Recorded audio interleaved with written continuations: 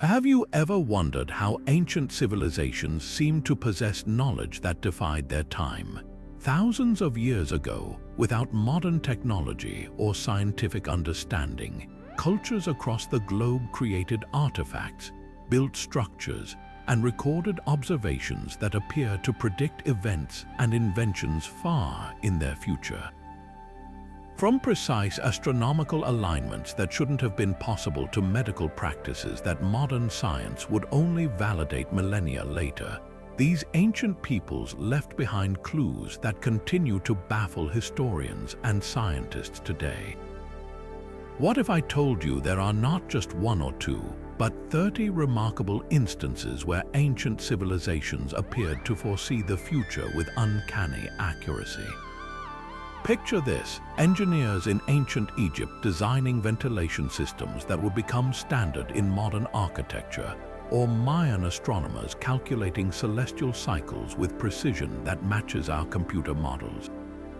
Think about Greek philosophers describing atomic theory 2,000 years before the particle accelerator, or Chinese alchemists discovering chemical compounds that wouldn't be formally identified until the 19th century. These aren't isolated coincidences, but rather a pattern of foresight that spans continents and centuries, suggesting something extraordinary about how our ancestors perceived the world around them. Today, we're embarking on a journey through time to explore 30 times ancient civilizations predicted the future. We'll unravel mysteries from the depths of the Mediterranean to the peaks of the Andes, examining artifacts that shouldn't exist and texts that read like prophecy. You'll discover how Babylonian clay tablets contained mathematical concepts that wouldn't be rediscovered for millennia, and how Hindu scriptures described flying machines centuries before the Wright brothers took flight. This exploration isn't just about marveling at ancient wisdom. It's about understanding how humanity's collective knowledge might be more interconnected than we ever imagined. So settle in, open your mind to the possibilities, and prepare to see history in a completely new light as we count down these 30 incredible predictions from the ancient world. Our journey begins not in a laboratory or a library, but at the bottom of the sea, where a chance discovery would rewrite our understanding of ancient innovation. In the year 1900, sponge divers exploring a Roman-era shipwreck off the coast of the Greek island of Antikythera stumbled upon a corroded, lumpy object that seemed almost out of place among the statues and amphorae. Initially dismissed as a piece of rock or a badly degraded artifact, this unassuming find would later be recognized as one of the most extraordinary mechanical wonders of the ancient world. For nearly half a century, it sat in the National Archaeological Museum in Athens, its true nature hidden under layers of calcified marine deposits, until a science historian named Derek J. De Sola Price began to unravel its secrets in the 1950s. What he and subsequent researchers uncovered using advanced imaging technology like X-ray and gamma-ray tomography was nothing short of miraculous. This was not a simple navigational tool or a decorative object. It was an intricate, hand-powered mechanical computer, a complex clockwork of precisely interlocking bronze gears housed in a wooden frame. Dated to between 250 and 100 BCE, the Antikythera Mechanism represents a level of technological sophistication that historians believed was impossible for its era. A device that wouldn't be rivaled in complexity for another 1,500 years.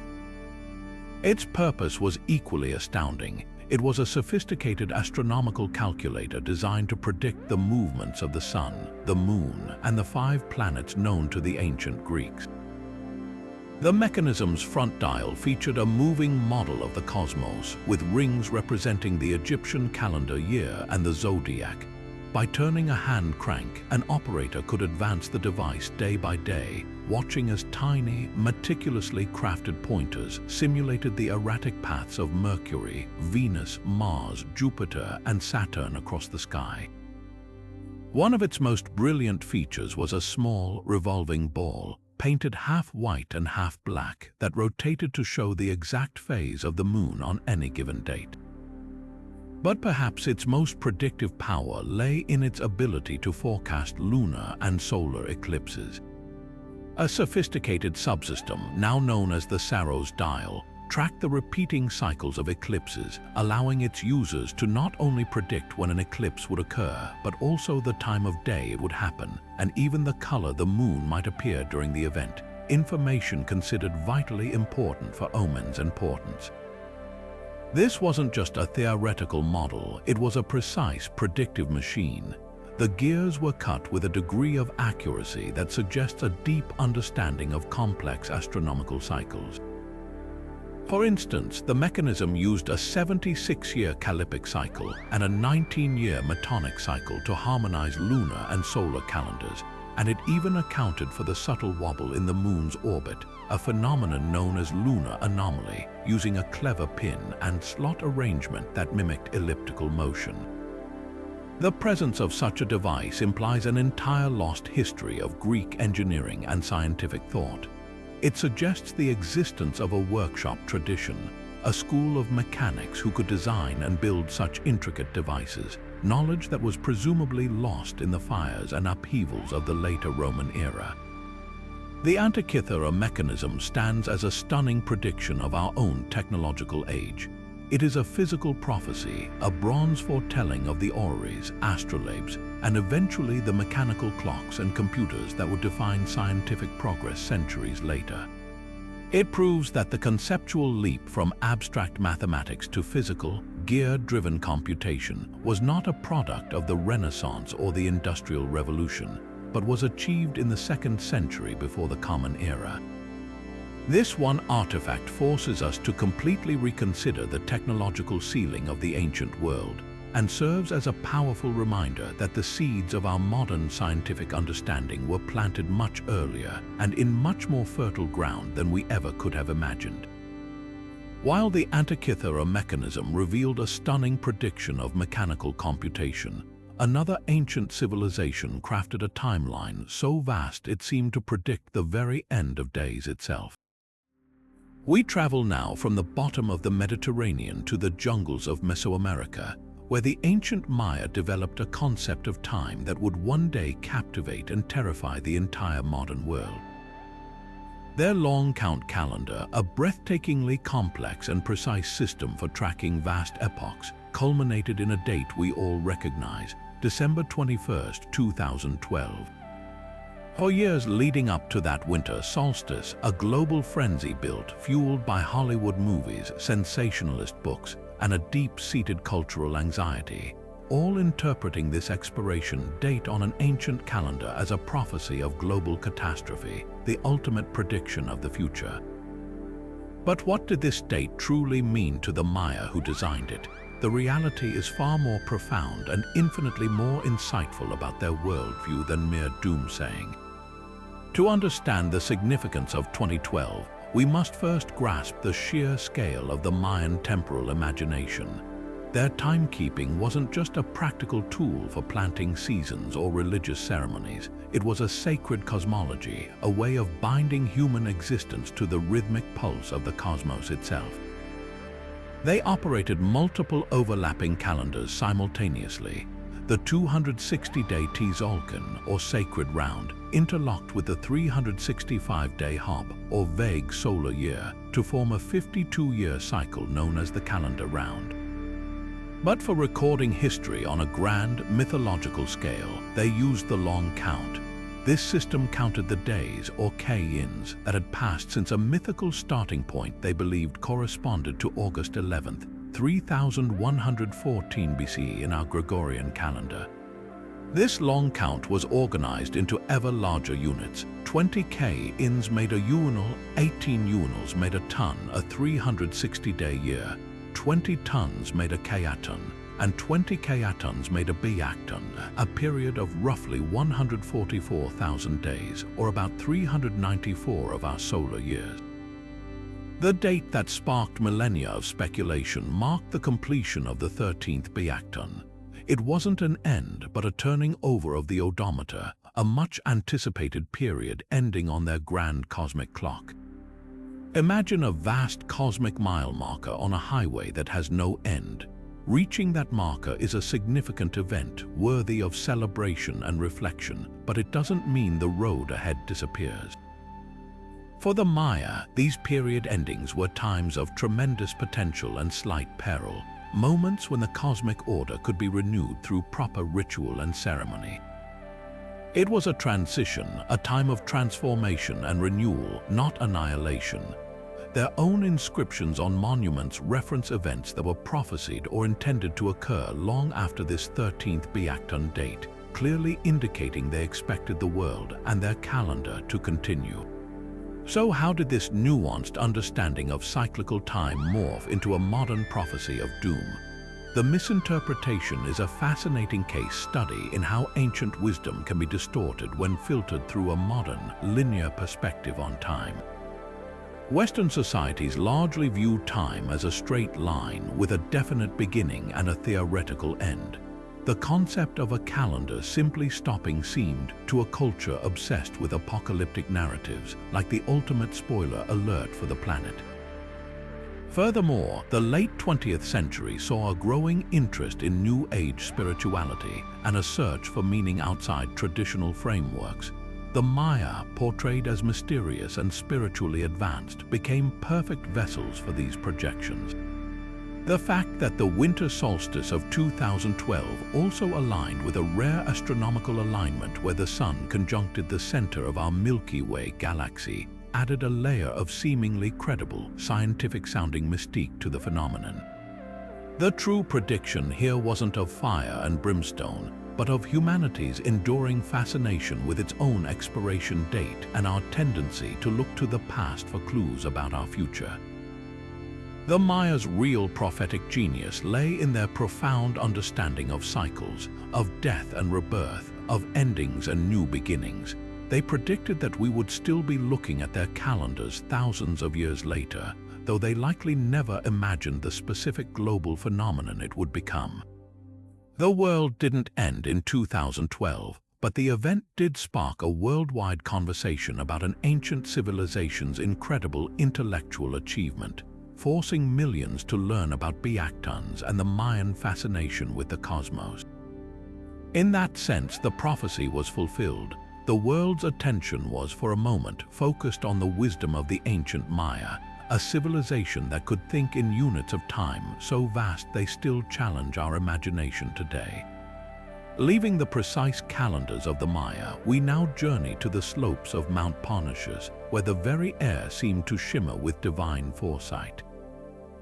In the heart of ancient Greece, nestled between two towering cliffs known as the Phaedriades, stood the sanctuary of Apollo at Delphi. This was no ordinary temple.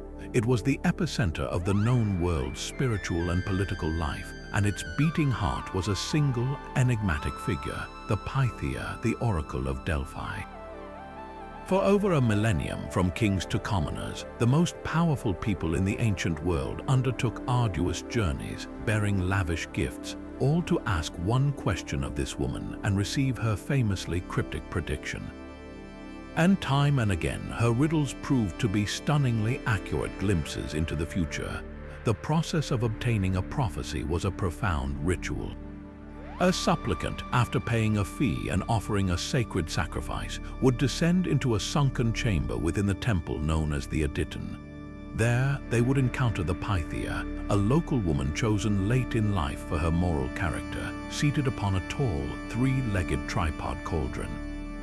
Before delivering her prophecy, she would undergo a strange and mystical preparation. Ancient sources describe her chewing laurel leaves, drinking water from a sacred spring, and perhaps most intriguingly, breathing in vapors that rose from a fissure in the earth beneath her seat. For centuries, historians dismissed these accounts as mere mythological embellishment. However, modern geological investigations have revealed something extraordinary. Two major fault lines intersect directly beneath the temple site, and the area is rich in bituminous limestone. When seismic activity occurred, which was frequent, it could have released light hydrocarbon gases like ethylene from this limestone into the enclosed chamber. Ethylene gas is known to induce a pleasant, trance-like state, and its sweet smell matches ancient descriptions of the divine vapor or pneuma that the Pythia inhaled.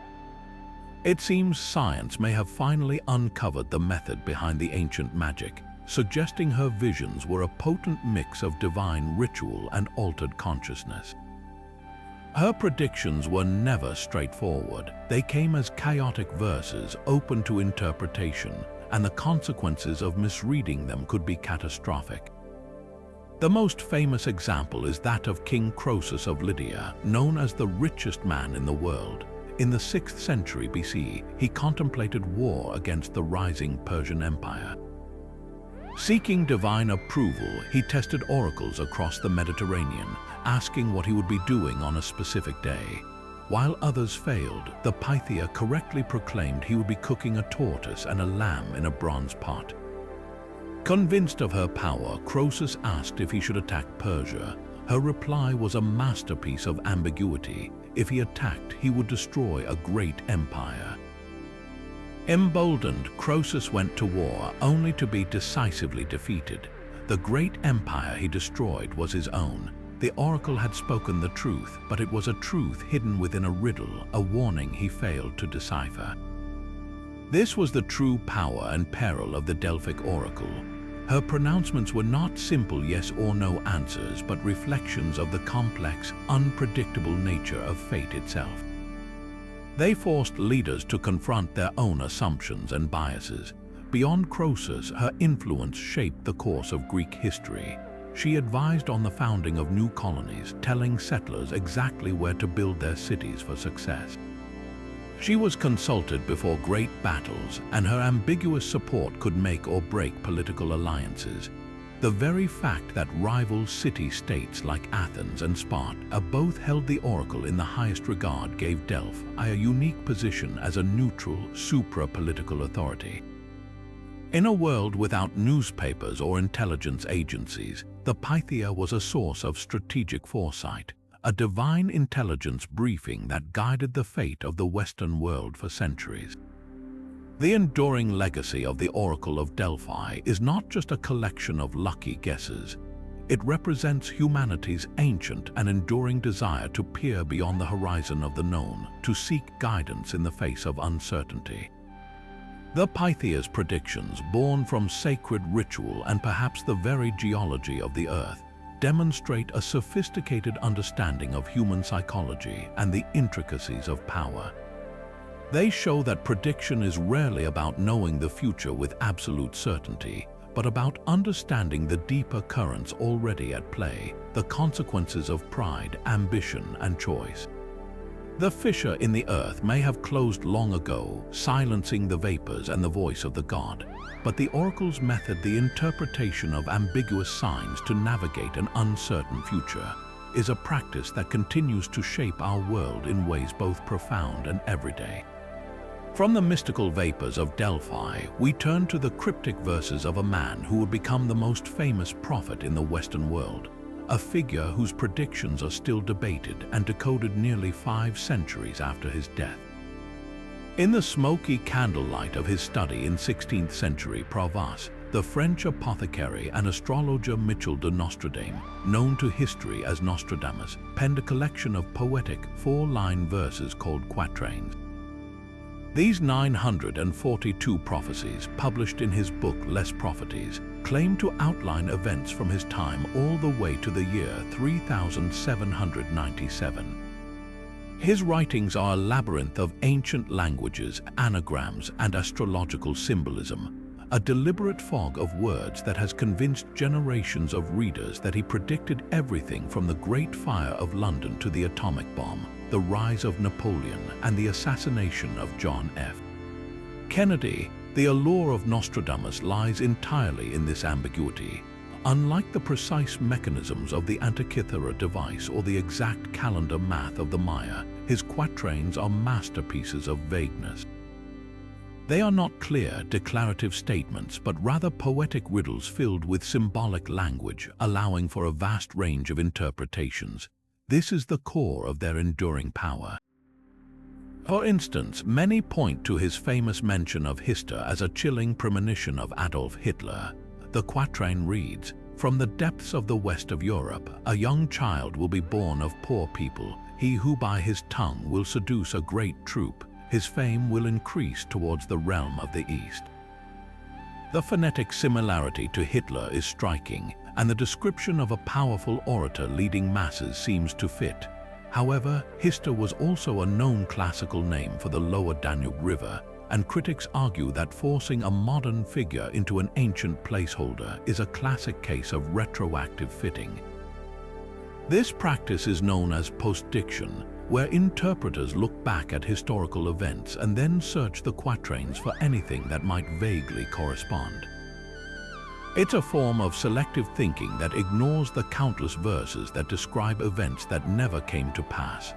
Another frequently cited example is the supposed prediction of the 9/11 attacks on New York City. One quatrain mentions clouds of fire illuminating the sky and two metallic birds striking the new city. To a modern reader, this immediately evokes the image of airplanes hitting the Twin Towers. Yet, Nostradamus lived in an age of naval warfare where clouds of fire could easily describe cannon blasts, and metallic birds could be a poetic metaphor for cannonballs or early war machines. The new city could refer to any number of places, from Naples, whose name literally means new city, to the Americas, which were still new to Europe in his time. So why does this 16th century text continue to capture our imagination with such force? The answer is deeply psychological. Nostradamus provides a framework for making sense of chaos and tragedy. In the aftermath of a shocking, unpredictable event, there is a profound human need to believe that it was not random, that it was foreknown and perhaps even foreordained. Finding a supposed reference in an ancient text offers a strange kind of comfort, a sense that even the most horrific events are part of a larger, knowable pattern. His verses act as a Rorschach test for our collective anxieties. We see in them what we are already fearing or experiencing. During World War II, he was seen as a prophet of Nazi Germany. During the Cold War, he was searched for clues about nuclear annihilation. And in the 21st century, he is scoured for signs of terrorist attacks and pandemics. Beyond psychology, the very structure of his writing invites this endless interpretation.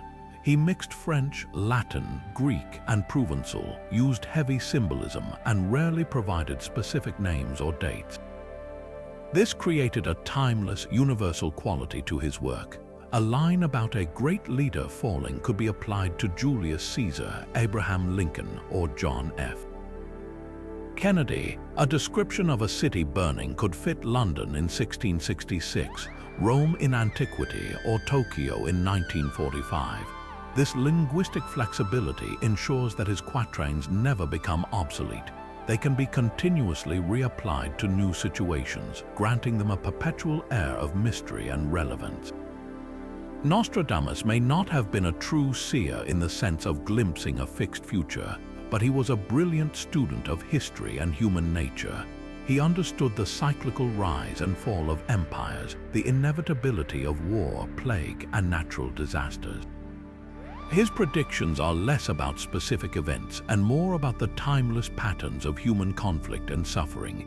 His enduring legacy is not a list of accurate forecasts, but a mirror held up to our own desire for certainty in an uncertain world. He predicted our own need to find prediction everywhere, proving that the most powerful prophecy is the one we are desperate to believe. Shifting our focus from grand cosmic calendars and poetic riddles, we now delve into the most intimate and universal of human experiences, the dream. While the Greeks sought prophecy from a priestess on a tripod and Nostradamus looked to the stars, one ancient civilization believed the future revealed itself each night in the private theater of the sleeping mind. In the dry, preserving sands of Egypt, archaeologists made a remarkable discovery that offers a window into how an entire culture learned to decode these nightly visions. This wasn't merely superstition, it was a formalized, sophisticated system of dream interpretation, a practical guide to the future recorded on papyrus and used by everyone from the peasant in the field to the god-king on the throne. The most famous of these texts is the Chester Beatty Papyrus, currently housed in the British Museum. Dated to the reign of Rameses II in the 13th century BC, it is often called the world's first dream dictionary. But this title sells its complexity short. It was far more than a simple list of symbols and meanings. This papyrus, and others like it, presented a structured, logical framework for diagnosis and prognosis. Dreams were not considered random neuronal firings. They were messages from the gods or from a person's own spirit, and understanding them was a critical skill for navigating life's uncertainties. The papyrus organizes dreams into two fundamental categories: those with a positive, auspicious meaning and those that were ominous portents of bad things to come. What's fascinating is that the same symbol could often be either good or bad, and the interpreter's skill lay in understanding the subtle context and nuances of the dream narrative. The interpretations within these texts reveal a world deeply connected to the daily realities and anxieties of ancient Egyptian life.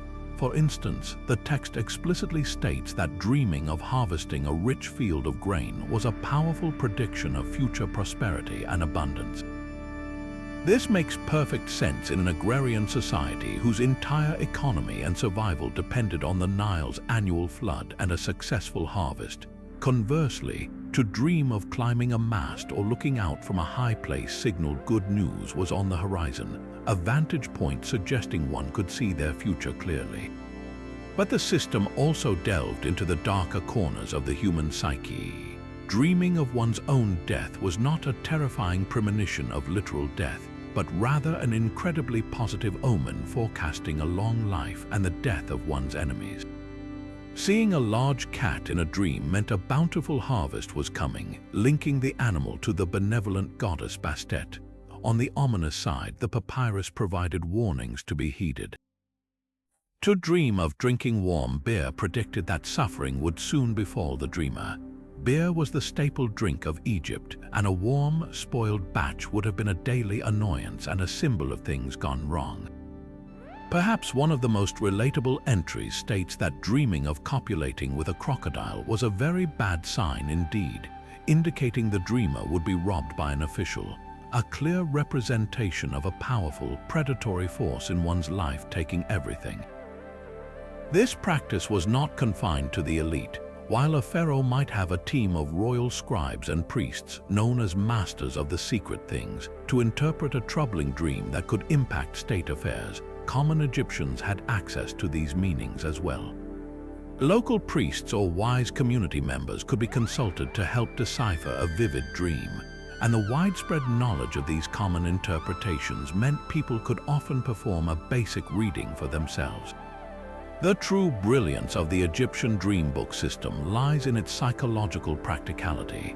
It provided a framework for people to process their hopes and fears, giving a name and a predicted outcome to the abstract anxieties that haunted their sleep. It transformed the terrifying unknown of a bad dream into a known quantity with a prescribed ritual response. If a citizen had an inauspicious dream, the text often provided a spell or a ritual to avert the predicted misfortune. This could involve telling the dream to a reed, melting a clay model of an enemy, or reciting specific incantations to Isis or Horus. This turned a passive experience of fear into an active process of cleansing and protection, granting people a sense of control over their destiny.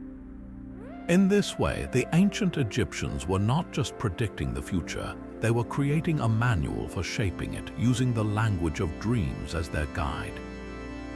Their belief that the subconscious mind was a legitimate channel for divine messages prefigured modern psychology by thousands of years, demonstrating a profound and timeless human desire to find meaning and even warning in the stories we tell ourselves in the dark.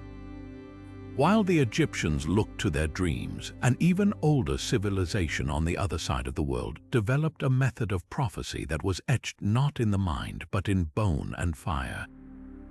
In the fertile plains of the Yellow River Valley, the Shang dynasty, which ruled from around 1600 to 1050 BC, left behind one of the most direct and tangible records of communication with the divine ever discovered, the oracle bones. This was not a system of vague poetry or personal interpretation. It was a rigorous state-sponsored ritual, a direct hotline to the ancestors for guidance on matters of utmost importance to the kingdom's survival and prosperity. The practice was so integral to Shang rule that the very word for to verify or to prove in their language was also the word for to divine, showcasing a worldview where the future was not a mystery to be feared, but a question to be answered through correct ritual. The process was both a spiritual ceremony and a complex craft. It began with the careful preparation of the medium, which was most often the flat underside of a tortoise shell, known as the plastron, or the shoulder blade of an ox, a bone called a scapula. These materials were chosen for their size, durability, and likely their symbolic connection to the spirit world. Court diviners, highly respected specialists, would meticulously polish and smooth the surface of the bone or shell. Then, using a sharp tool, they would inscribe a series of precise cracks or divination points along the back, but the most critical inscription was the question itself. The diviner would carve the query directly into the surface in the earliest form of Chinese script, a beautiful and intricate precursor to modern characters. These questions offer us an incredible window into the concerns of a 3,000-year-old king. They asked about everything from the outcome of upcoming battles and the right general to appoint, to the health of the royal family, the success of the harvest, and even the meaning of strange natural phenomena like a toothache or a haunting dream. With the question formally posed, the ritual reached its dramatic climax. A specially trained pyromancer would apply a red-hot bronze rod or brand to one of the pre-prepared divination points on the bone. The intense, localized heat caused the bone to expand and contract unevenly, resulting in a series of sharp, cracking sounds and the formation of a pattern of fractures on the opposite side.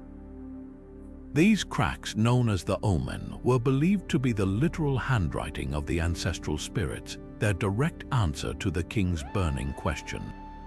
The shape, direction, and length of the cracks were meticulously analyzed by the diviner and the king. A long, straight crack might signify an auspicious yes, while a short, forked, or crooked crack could signal a disastrous no or a need for caution. Often, the bone would contain a follow-up inscription recording the actual outcome of the event, providing a brutal audit of the prophecy's accuracy. We see notes like, "It did not rain," or "We defeated the Qiang Fang tribe and captured 15 prisoners," written right beside the original question. What makes the oracle bones so extraordinary beyond their age is their stunning specificity and their role as a historical record. They are the earliest known corpus of written Chinese, and they provide irrefutable, first-hand evidence of the Shang dynasty's existence, its political structure, its military campaigns, and its social concerns. We learn the names of kings, their consorts, and their enemies, all from these scorched fragments. The predictions themselves reveal a society deeply engaged in a dialogue with the unseen world, seeking to minimize risk and align human action with divine will. A successful prediction validated the king's mandate to rule and the diviner's skill, strengthening the political and spiritual authority of the state. A failed prediction, however, was not necessarily seen as a failure of the system itself, but perhaps a misinterpretation of the cracks or an insufficient offering to the ancestors, requiring further divination to correct the course. This practice represents a fundamental step in humanity's attempt to systematize prediction, to create a repeatable, verifiable method for reading the future. It moved beyond individual seers and into the realm of statecraft, embedding prophecy into the very mechanics of government. The oracle bones show us that the desire to know what is coming is not a modern anxiety but an ancient driving force behind the development of writing, science, and political power itself. They are a powerful testament to the belief that the future, though written in cryptic fractures on a piece of bone, was ultimately knowable to those who knew the right questions to ask and how to read the answers in the fire. But for a truly systematic approach to statecraft and prophecy, we must turn to the Roman Republic and its most guarded and enigmatic national treasure, the Sibylline Books.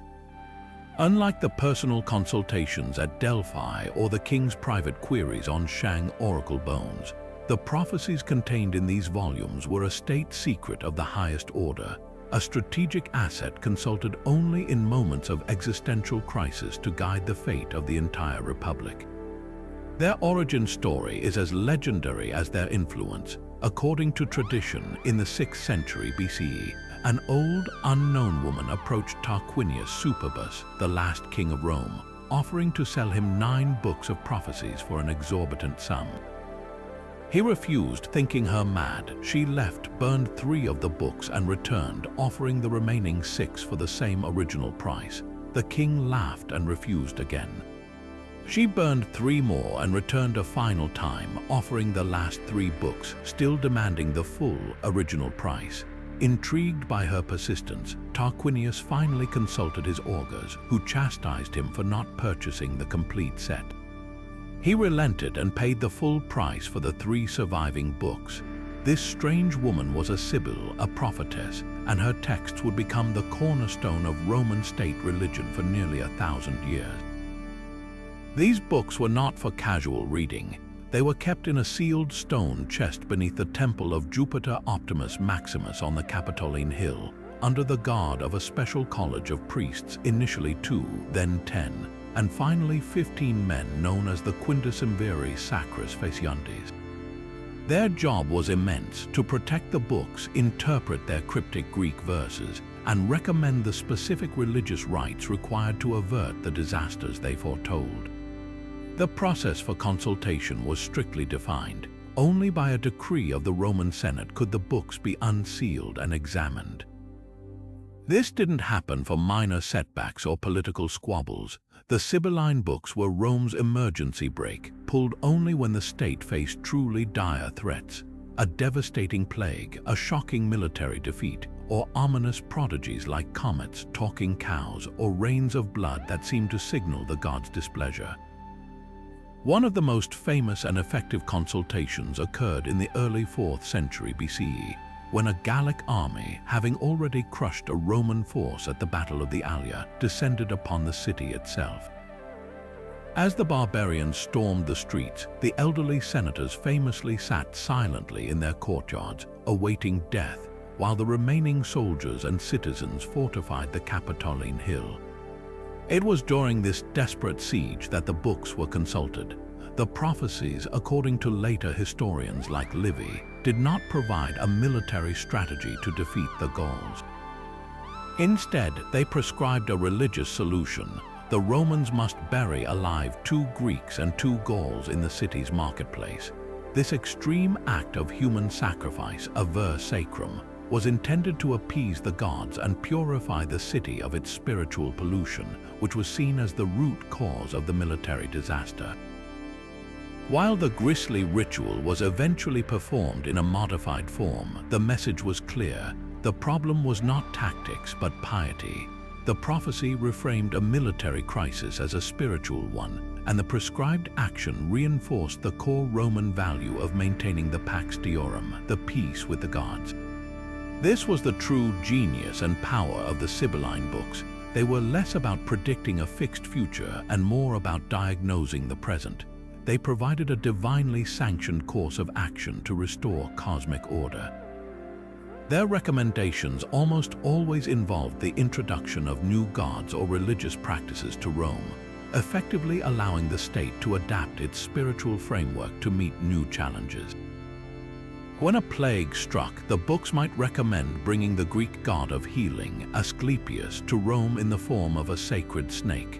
During the Second Punic War, when Hannibal was literally at the gates, the prophecies advised introducing the worship of the Anatolian mother goddess Cybele, or Magna Mater, to the city. This wasn't just superstition, it was brilliant religious and cultural diplomacy. By integrating the deities of their enemies or allies, Rome co-opted their power and made them Roman, strengthening the state's spiritual arsenal. The longevity of the Sibylline Books' influence is a testament to their utility. They were consulted for centuries, well into the imperial era, because they provided a flexible, authoritative tool for crisis management. They offered a way for the Senate to show decisive action, to unite the populace around a common religious goal, and to frame unpredictable events within a controllable narrative of ritual and piety. The original books were destroyed in a temple fire in 83 BCE, but the Senate, recognizing their immense value, commissioned a replacement set, sending envoys across the Mediterranean to collect new Sibylline oracles from various sources. This new collection was still being consulted by emperors like Augustus, who used them to justify his reign centuries later. The Sibylline Books stand as a unique prediction. They foretold that the key to Rome's survival wasn't just in its legions, but in its ability to listen to the divine whispers of the future and adapt its very soul to meet whatever challenge came next. This profound connection to the past feels especially relevant as we now turn to a tradition that didn't just predict a single event, but an entire age of human existence, an age that for many feels unmistakably like our own. Journey with us from the Roman Forum to the ancient forests of India, where sages sitting in meditation millennia ago described the future with a clarity that is both breathtaking and deeply unsettling. Within the vast body of Hindu scriptures, particularly the Puranas like the Vishnu Purana and the Bhagavata Purana, lies a detailed description of the Kali Yuga, the fourth and final age in the cyclical great year of time. Unlike a linear view of history, the Hindu concept of time is a vast, repeating cycle of 4 yugas, each with its own defining characteristics. We are said to be living in the Kali Yuga now, an era that began over 5,000 years ago and is characterized by a steep decline in spiritual wisdom and a corresponding rise in materialism, conflict, and hypocrisy.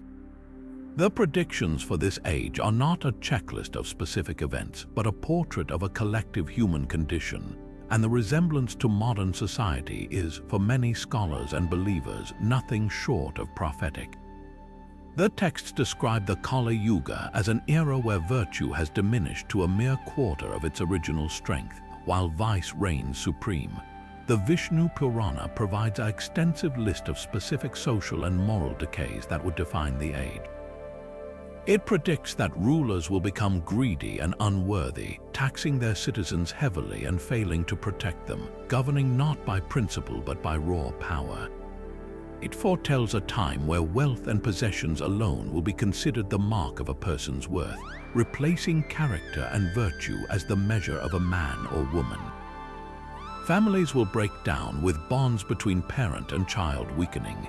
People will have short lives, their health afflicted by stress and worry, and they will be easily angered and prone to deceit. Perhaps one of the most striking predictions is that religious practices will become hollow performances, undertaken for fame and recognition rather than genuine devotion. The texts even describe a society where the sacred and the profane become blurred, where a beard and robes alone will mark a holy man, and where fine words and elegant speech will be used to disguise a complete lack of true knowledge or wisdom. What makes these ancient observations so compelling is how they seem to map onto the modern world with uncanny precision. The prediction of rulers who prioritize power over protection resonates in an age of political cynicism and corruption scandals. The idea that wealth defines a person's status is the very engine of our consumer-driven global economy.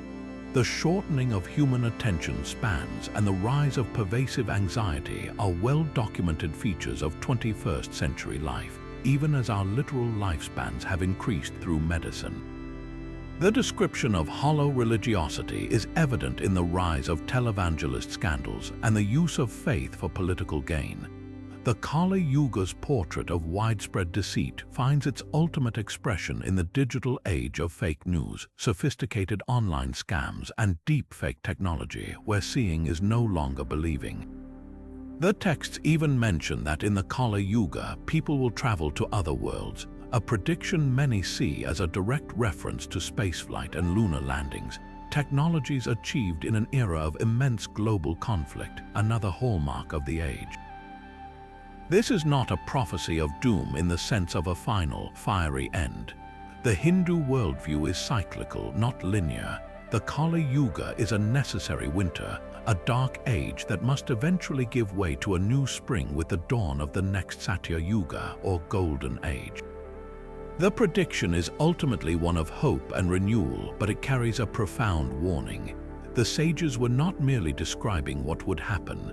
They were outlining the natural consequences of a humanity that has turned its back on Dharma, on cosmic law and righteous living. The social decays are not punishments from an angry God, but the inevitable symptoms of a collective spiritual sickness. The shortened tempers, the pervasive distrust, the environmental degradation often linked to this age, these are all framed as the natural fruit of seeds sown by greed and ignorance. The true power of the Kali Yuga prediction lies in its diagnostic nature. It offers a timeless mirror held up for thousands of years, allowing every generation to see its own reflection and assess its moral and spiritual health. For us today, it provides a framework for understanding the deep unease and societal fractures we experience, not as unique to our time, but as part of a vast, predictable cycle. It suggests that our greatest challenges are not technological or political in their root, but spiritual. The ancient rishis predicted our present not to frighten us, but to enlighten us, to show that the path forward begins not with changing the world, but with mastering the self, a timeless truth that remains our most enduring guide through any age. Moving from the cyclical prophecies of the Kali Yuga, we now travel to the high mesas of the American Southwest, where the Hopi people have safeguarded an oral tradition of startlingly precise foresight for over 1,000 years. Unlike the written texts of other cultures, the Hopi prophecies were passed down through generations by chosen elders, memorized and recounted with meticulous care to preserve their integrity. These are not vague mysticisms, but a clear-eyed roadmap of the future, a series of signs and warnings that outline the path of human civilization and the critical choices that would determine its survival. The Hopi, whose name itself translates to peaceful people or the little ones of peace, did not seek to predict the future for glory or power, but to offer a guiding light, a way to navigate the coming upheavals with wisdom and a commitment to living in balance with the earth. Central to their prophecy is the story of the Great Purification, a time of immense trial and renewal that would be preceded by a cascade of specific signs. The Hopi elders spoke of a series of 9 main signs, a checklist for the final days of the current world age.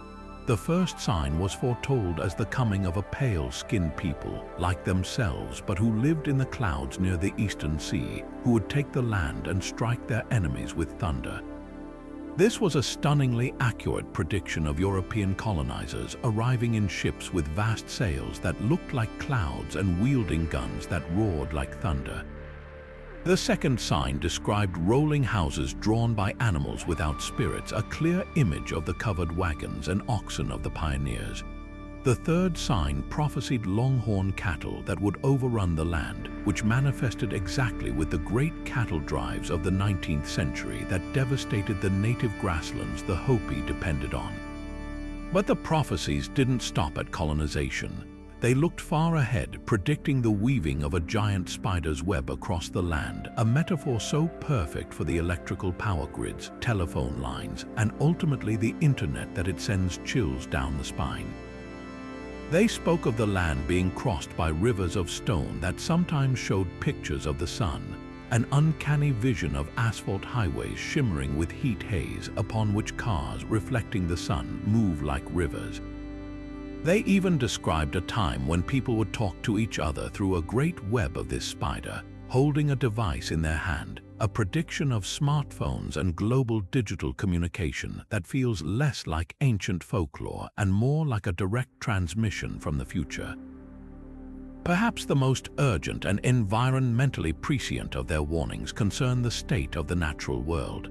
The elders spoke of a growing disrespect for life, where young people would no longer listen to the wisdom of their elders, and where a strange black liquid would be discovered that people would greedily fight over and burn, poisoning the sky and leading to great imbalance.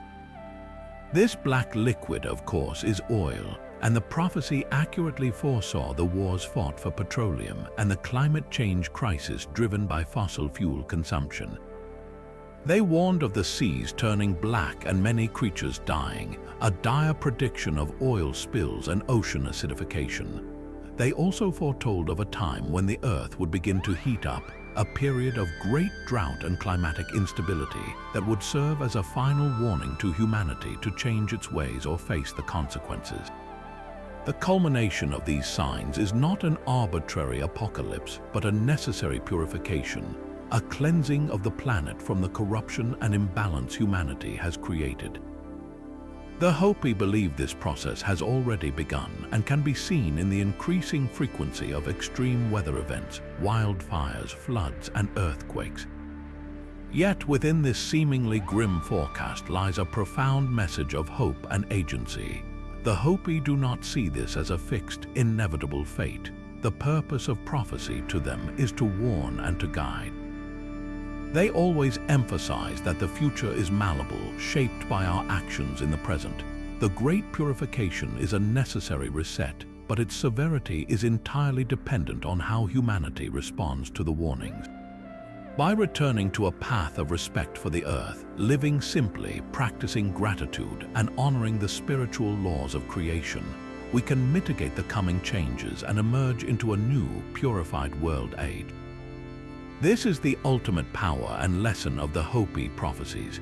They are a call to consciousness, a plea for humanity to remember its original instructions as stewards of the planet.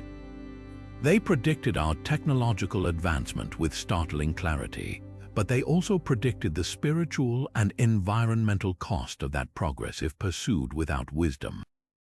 The Hopi stone tablets, held in trust by the appointed guardians, are not just relics. They are a living covenant, a reminder that the future is not something that happens to us, but something we co-create with every choice we make. In a world grappling with the very crises they described centuries ago, their voice is no longer just that of an indigenous tribe, but a crucial, urgent echo of the earth itself, asking us to listen before the final signs complete their course. While the Hopi elders watched the sky for spiritual signs, an even older civilization was doing something radically different. They were calculating the future with mathematics. We now travel back over 2 millennia to the dusty plains of Mesopotamia, where the scholar priests of Babylon were engaged in a project of breathtaking intellectual ambition. In the shadow of their towering ziggurats, they weren't just observing the heavens. They were decoding its very mechanics, developing a system of prediction so reliable it would remain unsurpassed for centuries. Their tool wasn't a sacred object or an oracle's trance, but something far more durable and precise, the humble clay tablet. And on these sun-baked slabs, they inscribed the earliest known scientific predictions of celestial events, achieving a feat that still commands respect from modern astronomers today. The Babylonians' primary focus was on the most dramatic celestial events, eclipses. In their worldview, these occurrences were deeply ominous. A lunar eclipse where the Earth's shadow slowly consumed the moon, or a solar eclipse where the day was suddenly plunged into an eerie twilight, were seen as direct messages from the gods, often portending the death of a king or the downfall of a dynasty. The urgency to understand and predict these events wasn't driven by scientific curiosity alone, but by a vital state need. If an eclipse was forecast, the king could undertake ritual substitutions. A temporary, fake king would be placed on the throne to absorb the bad omen and then conveniently executed, thereby protecting the true monarch and ensuring the stability of the kingdom. This high-stakes context fueled an intense effort to find patterns in the chaos of the sky. Their breakthrough was the discovery of a repeating cycle now known as the Saros cycle. Through patient, generations-long recording of celestial events on thousands of tablets, known as the astronomical diaries, they noticed that similar eclipses recur in a pattern of approximately 6,585 and 1/3 days, or about 18 years, 11 days, and 8 hours. This isn't a perfect cycle, but it was a powerful tool. Imagine a vast celestial clock with 3 hands, the sun, the moon, and the node where their paths cross. The Saros cycle is the time it takes for all 3 hands to return to roughly the same position, setting the stage for a similar eclipse to occur. The Babylonians didn't understand the orbital mechanics behind it, the fact that it depends on the alignment of the moon's nodes with the sun and earth, but their meticulous empirical observation allowed them to harness its predictive power with remarkable accuracy. The evidence of their success is etched into clay. Tablets like the famous Saros tablet or the Tablet of Eclipses from Uruk, dating to the 4th century BCE, are essentially data tables. They list sequences of expected eclipses, noting the month, the day, and even the expected direction of the shadows travel across the lunar disk, whether it would begin on the eastern or western side. Their mathematical method was sophisticated. They used a system now called linear zigzag functions, which essentially means they created arithmetical sequences that would increase to a maximum value and then decrease again, perfectly modeling the varying velocity of the sun and moon as seen from Earth. This allowed them to calculate the crucial moments of syzygy, when the sun, earth, and moon align in a straight line. What makes their achievement a true prediction of the future in the most scientific sense is its repeatability and accuracy. They weren't making lucky guesses or interpreting vague omens. They were applying a consistent mathematical model to forecast specific events years, even decades in advance. Their work was so precise that later Greek astronomers, including the great Hipparchus and Ptolemy, relied heavily on these Babylonian records and methods. In many ways, the clay tablets of Mesopotamia were the foundation upon which all Western astronomy was built. They represent a monumental leap in human thought, the moment we stopped simply fearing the patterns of nature and started using the language of mathematics to comprehend them. They predicted not just eclipses, but the very method by which humanity would one day unlock the secrets of the cosmos, through patient observation, relentless data collection, and the unwavering belief that the universe operates by rules that can be known and calculated. From the mathematical precision of Babylonian astronomy, we now turn inward to the most profound and personal journey any human can undertake, the passage from life into death. For this, we travel to the high Himalayas, where an ancient spiritual tradition produced a text so detailed in its mapping of the afterlife that it reads less like scripture and more like a traveler's guide for the soul. Known in the West as the Tibetan Book of the Dead, its true title is the Bardo Thirdol, which translates to liberation through hearing during the intermediate state. This isn't a book of bleak final judgment, but a manual of opportunity, a profound prediction of the psychic landscapes a consciousness will navigate after the body has failed, and a startlingly accurate precursor to modern accounts of near-death experiences. Composed by the great master Padmasambhava in the 8th century and hidden as a terma or treasure text to be discovered later, the Bardo Thirdol is traditionally read aloud to a person in the days immediately following their death. Its purpose is to act as a constant, calming narration for the disembodied consciousness, guiding it through a series of bewildering and often terrifying stages known as bardos. The text predicts that after the physical body dies, the individual's consciousness will enter the Chik Hai Bardo, the bardo of the moment of death. Here, the text foretells the encounter with the clear light of reality, a brilliant, all-encompassing radiance of pure bliss and emptiness. This is described as the ultimate opportunity for liberation. If the consciousness can recognize this light as its own true nature, the cycle of rebirth is broken. However, if fear or attachment causes the consciousness to shy away from this overwhelming brilliance, it then descends into the second stage, the Choniad Bardo.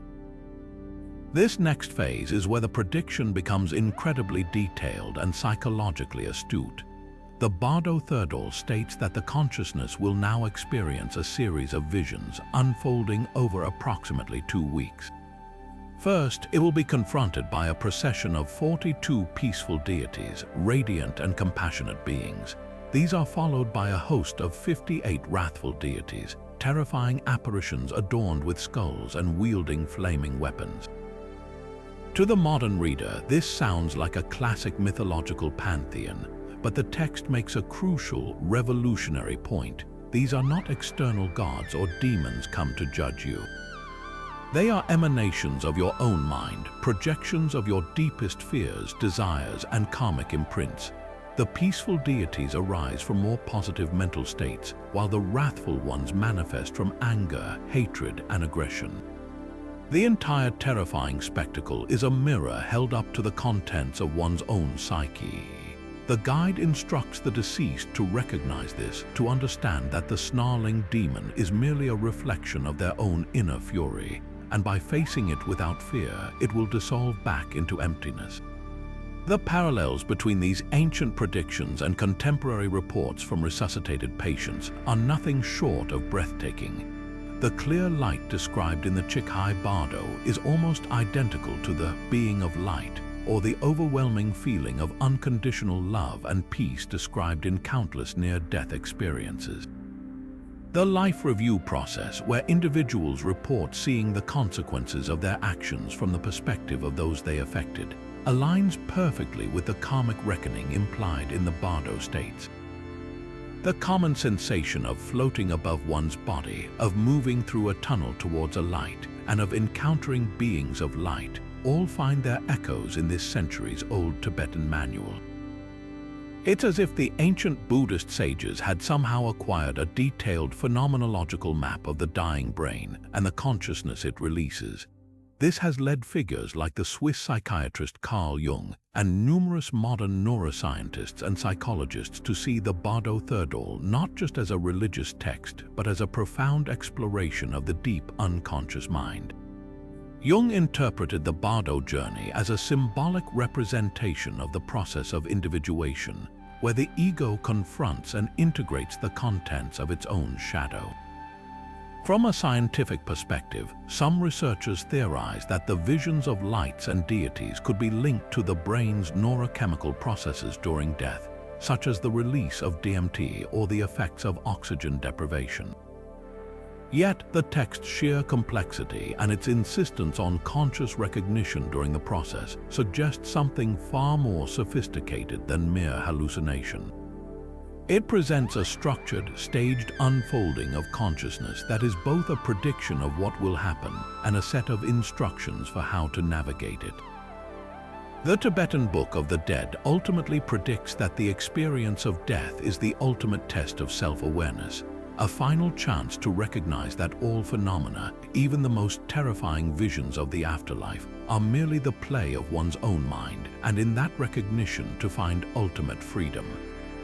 But perhaps no prophecy in history demonstrates the peril of interpretation more powerfully than the one that unfolded on the shores of the Aztec Empire in the early 16th century. This story centers on a legend so deeply embedded in the culture that it would directly shape the fate of millions, the prophecy of Quetzalcoatl's return. Quetzalcoatl, the feathered serpent, was one of the most complex and revered deities in the Mesoamerican pantheon. He was not a god of war or sacrifice, but a civilizing force, a bringer of knowledge, the inventor of books and the calendar, and a priest-king who had once ruled over a golden age of peace and prosperity. According to the legend, this benevolent figure was driven from his city of Tolan by the manipulations of his rival, the dark Tezcatlipoca. After a period of wandering, he immolated himself on a pyre, and his heart ascended to become the morning star Venus. But he made a promise he would return from the Eastern Sea in a one-reed year to reclaim his rightful throne. This myth was far more than a folktale. It was a core part of the Aztec worldview, a piece of their theological and historical identity. The Aztecs, or Mexica as they called themselves, were acutely aware of their own place in the cyclical nature of time. Their calendar moved in 52-year cycles, and the year one reed, or Sia cattle, held immense significance as a time of potential upheaval and transformation. The Emperor Moctezuma II was a deeply religious man, surrounded by priests and astrologers who meticulously tracked these cycles. As his reign progressed, a series of dire omens began to appear, each more terrifying than the last. 10 years before the Spaniards landed, a comet was seen streaking across the daytime sky, its fiery tail a portent of calamity. The temple of Huitzilopochtli, the god of war, mysteriously caught fire and was consumed. Fishermen brought in a strange, ash-colored bird with a mirror on its head, and when Moctezuma looked into it, he saw armed men riding on the backs of deer, an image utterly foreign to a culture without horses.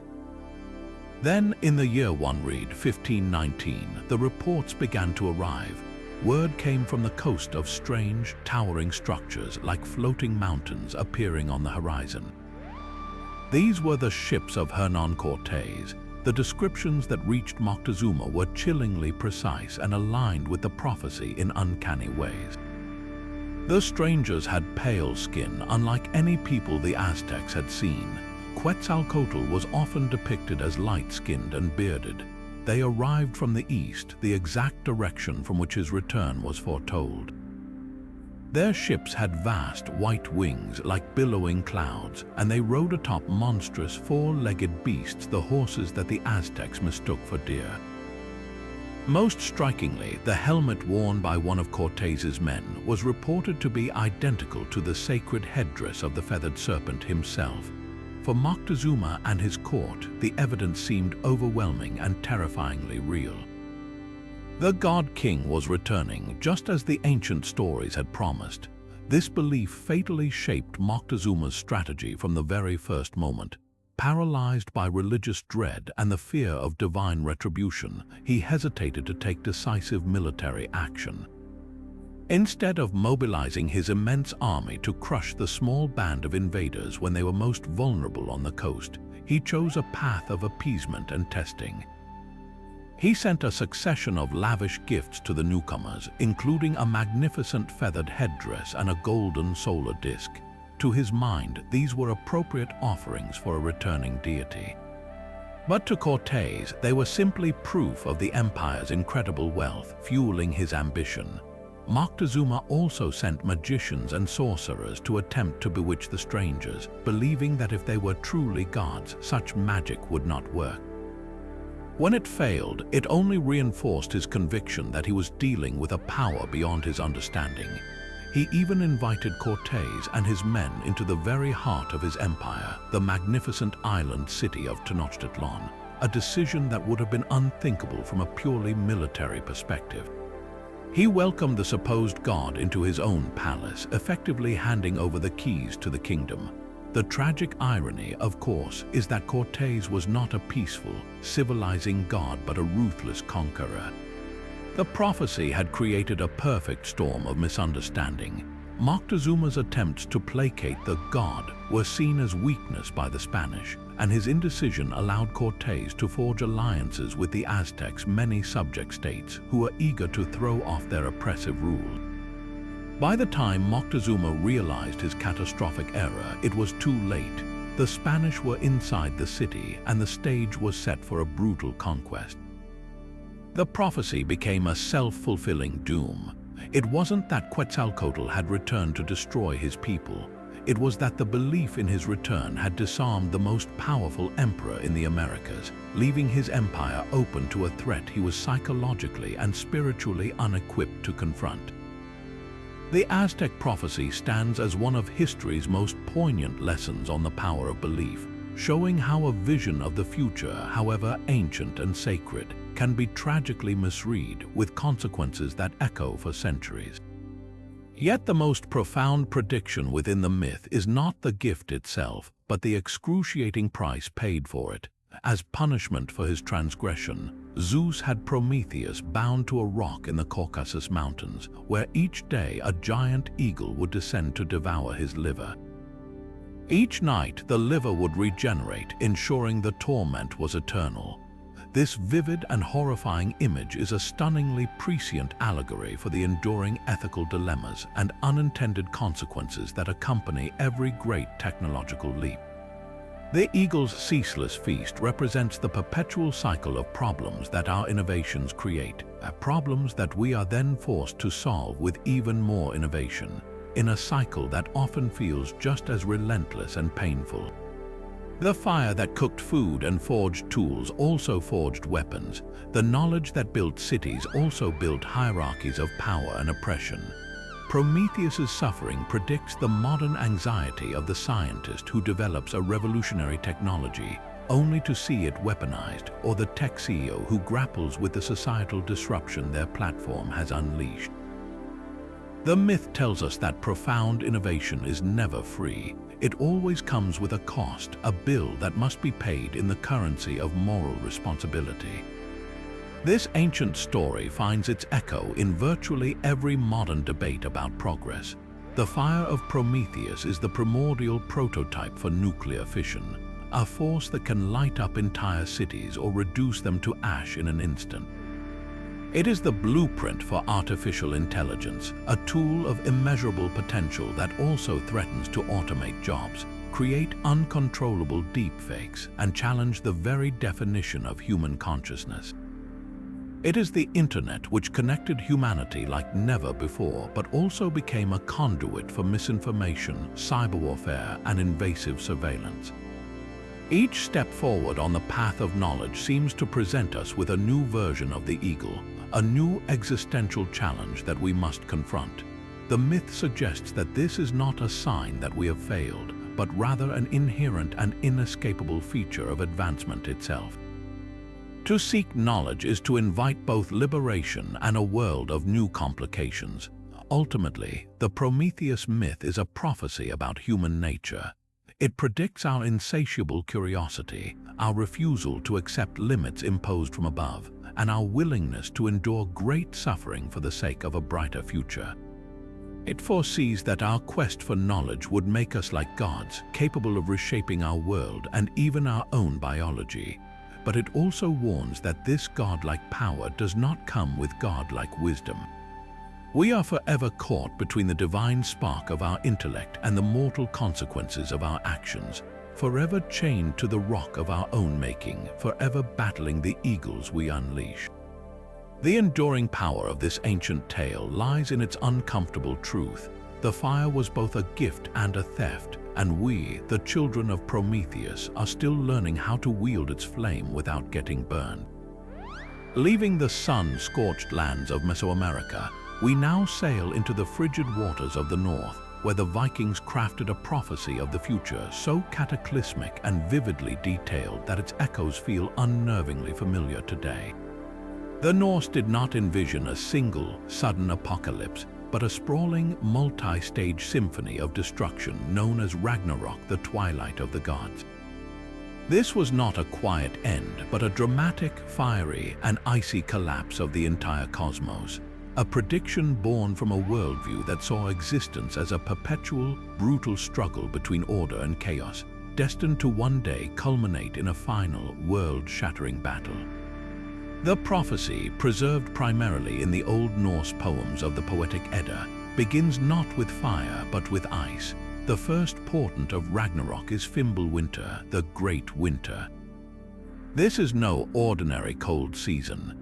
It is described as 3 consecutive winters with no summer in between, a period of such unimaginable cold and darkness that all bonds of kinship and society will shatter. Brothers will kill brothers for scraps of food, and the very fabric of human morality will unravel under the strain of survival. The parallels to our current climate crisis are not merely superficial, they are profoundly symbolic. While our globe is warming rather than cooling, the result is the same: a catastrophic disruption of the climate patterns that agriculture and civilization depend upon. Fimbulwinter predicts the social chaos that follows environmental collapse, the wars over resources, the breakdown of law, and the mass migrations of desperate peoples, a scenario modern scientists and strategists now term climate conflict. As the world lies frozen and fractured, the prophecy declares that the bonds holding the forces of chaos will finally snap. Loki, the trickster god bound with the entrails of his son for his role in the death of the beloved god Balder, will break free from his captivity. His monstrous offspring will also be unleashed, the gigantic wolf Fenrir, who had been chained by a magical ribbon, and Jormungandr, the Midgard serpent, so large it encircles the entire world, will rise from the depths of the ocean, spewing venom and causing tidal waves that crash over the land.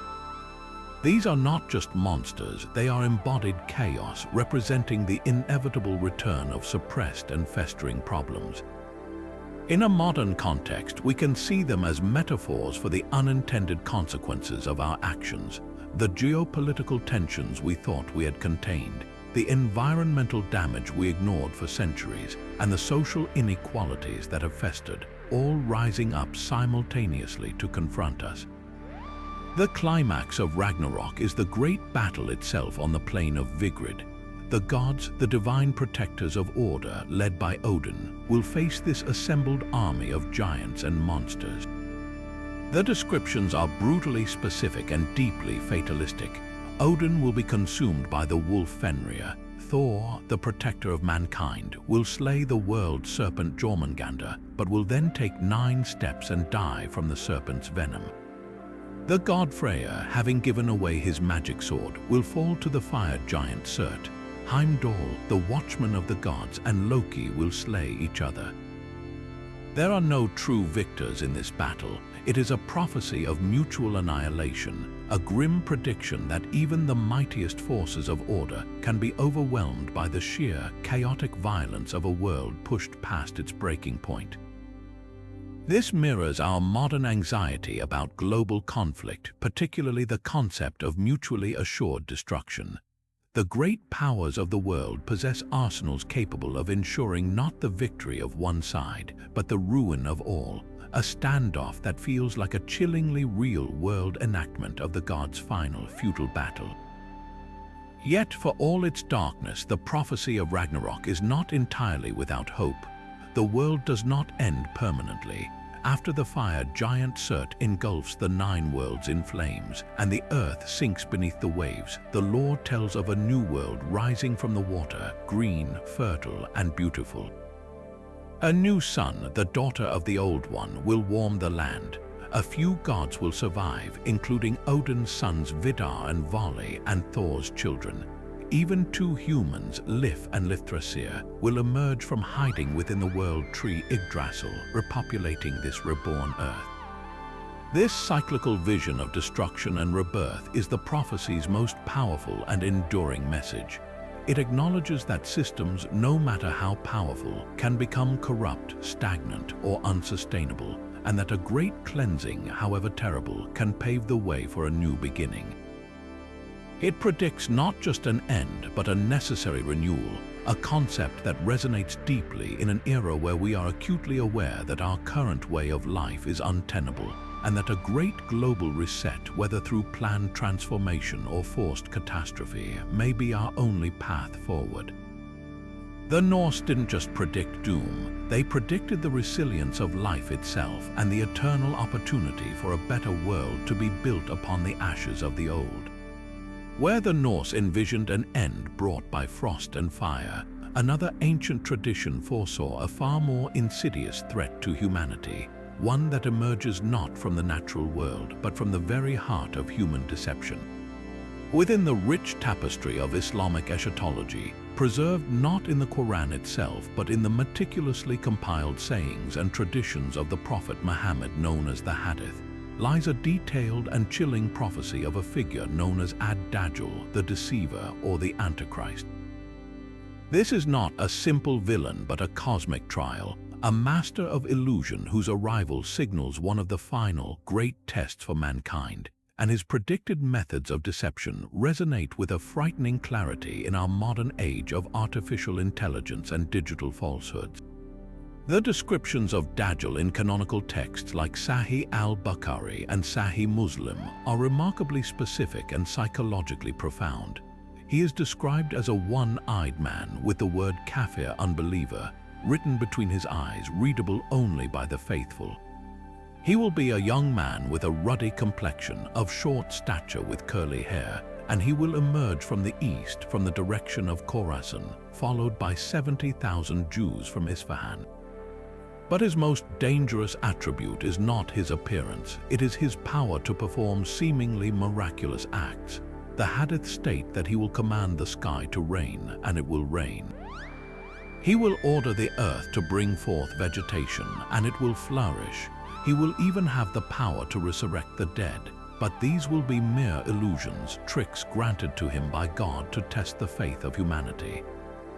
He will travel the world with unprecedented speed, and his domain of influence will be vast, though the sacred cities of Mecca and Medina will be protected from his entry. When we examine these signs through a modern lens, the parallels are staggering. The prophecy of Dajjal commanding the weather and fertility finds a dark mirror in the promises of geoengineering, an advanced agricultural technology controlled by a handful of powerful corporations or states. The ability to manipulate nature itself, a power that could be wielded for good or for terrifying control.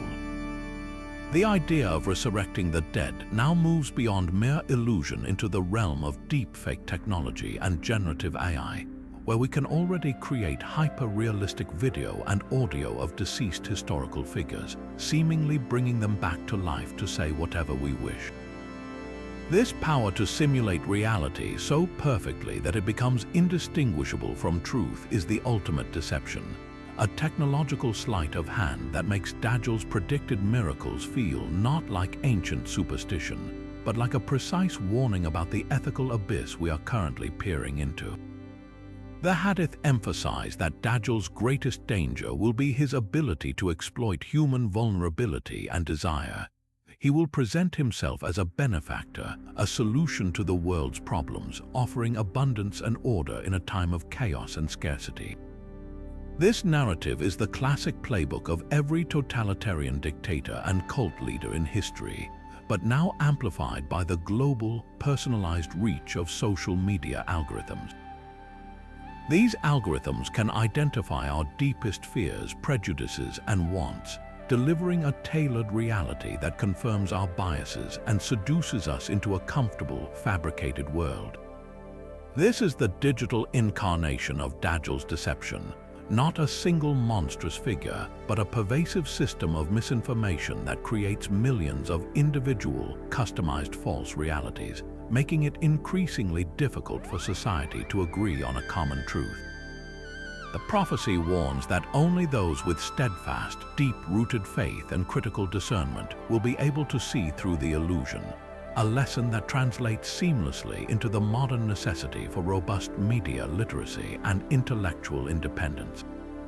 Ultimately, the Islamic narrative of Dajjal is less about predicting a specific individual and more about diagnosing a permanent human condition, our vulnerability to the seductive power of easy answers and apparent miracles, especially in times of fear and uncertainty. It is a profound psychological and spiritual prophecy that foresaw the ethical challenges of technologies we are only now beginning to master. The trial of Dajjal is the ultimate test of our ability to distinguish substance from spectacle, truth from fabrication, and genuine transcendence from technological trickery. It serves as an eternal reminder that the most dangerous threats to humanity may not come in the form of fire and ice, but as a beautifully rendered, perfectly personalized, and utterly convincing lie.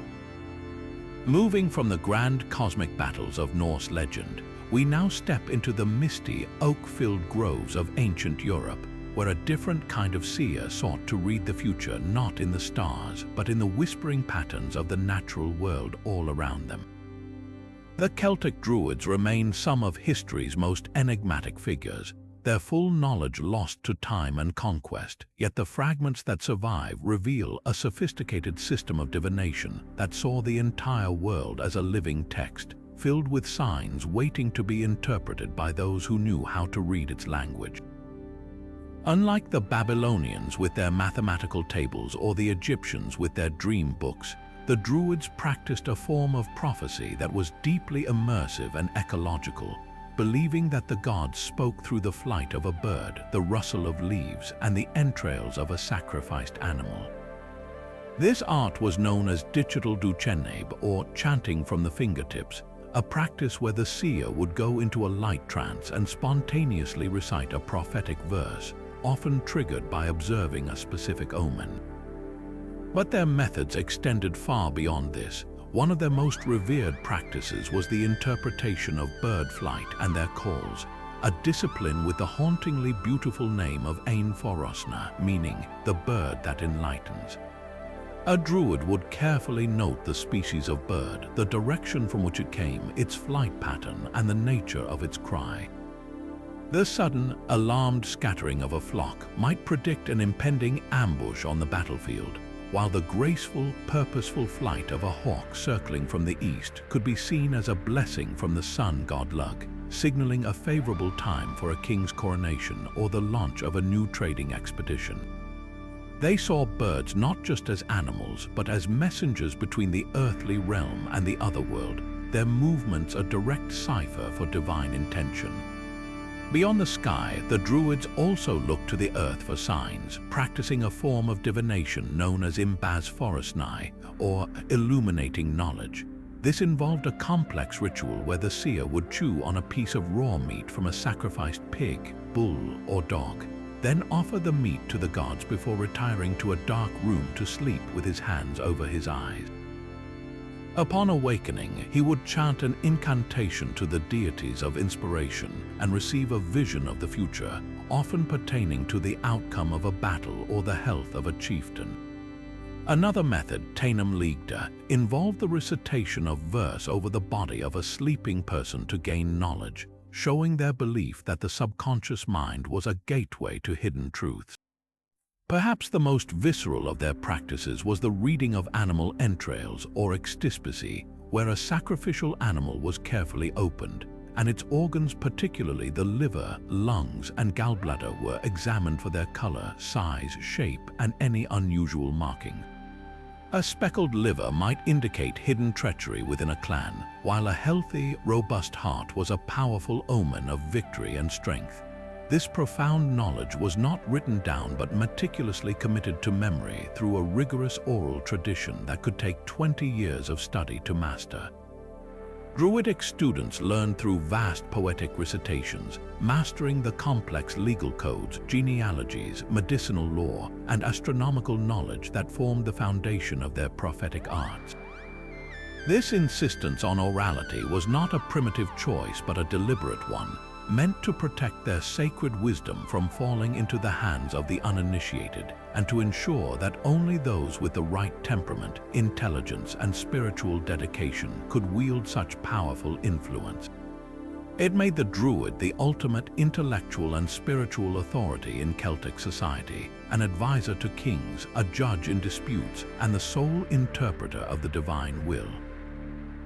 Their predictions shaped everything from the timing of harvests to the declaration of war, making them the indispensable navigators of an uncertain world. This immense cultural power is precisely what made them a target for one of the ancient world's most efficient military machines. As the Roman Empire expanded into Gaul and later Britannia, they encountered the Druids not just as priests, but as the unifying force behind Celtic resistance. Roman historians like Pliny the Elder and Tacitus portrayed them as savage figures engaged in bloody human sacrifice, a characterization that, while likely containing elements of truth, was also perfect propaganda to justify their eradication. The Romans understood that to conquer a people, you must first break their spirit, and the Druids were the guardians of that spirit. In 60 CE, the Roman governor Suetonius Paulinus led a brutal attack on the Druid stronghold on the island of Mona, modern-day Anglesey in Wales. Roman historians describe a terrifying scene: Druidic priests and priestesses lining the shore, shrieking curses and raising their arms to the sky to call down the god's wrath, while behind them sacred groves burned. The Roman legions, though initially shaken, crushed the resistance, destroying the spiritual heart of Celtic Britain and systematically suppressing Druidic practices across their territories. The true tragedy of this suppression is the immense knowledge that was lost forever.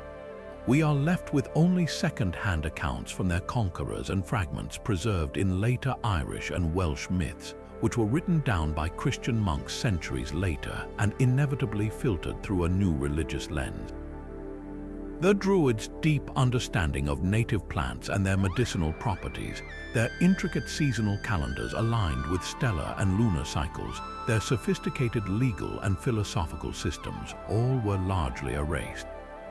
Their prophecy was a holistic science, a way of seeing the interconnectedness of all things, and its loss was a profound diminishment of human understanding.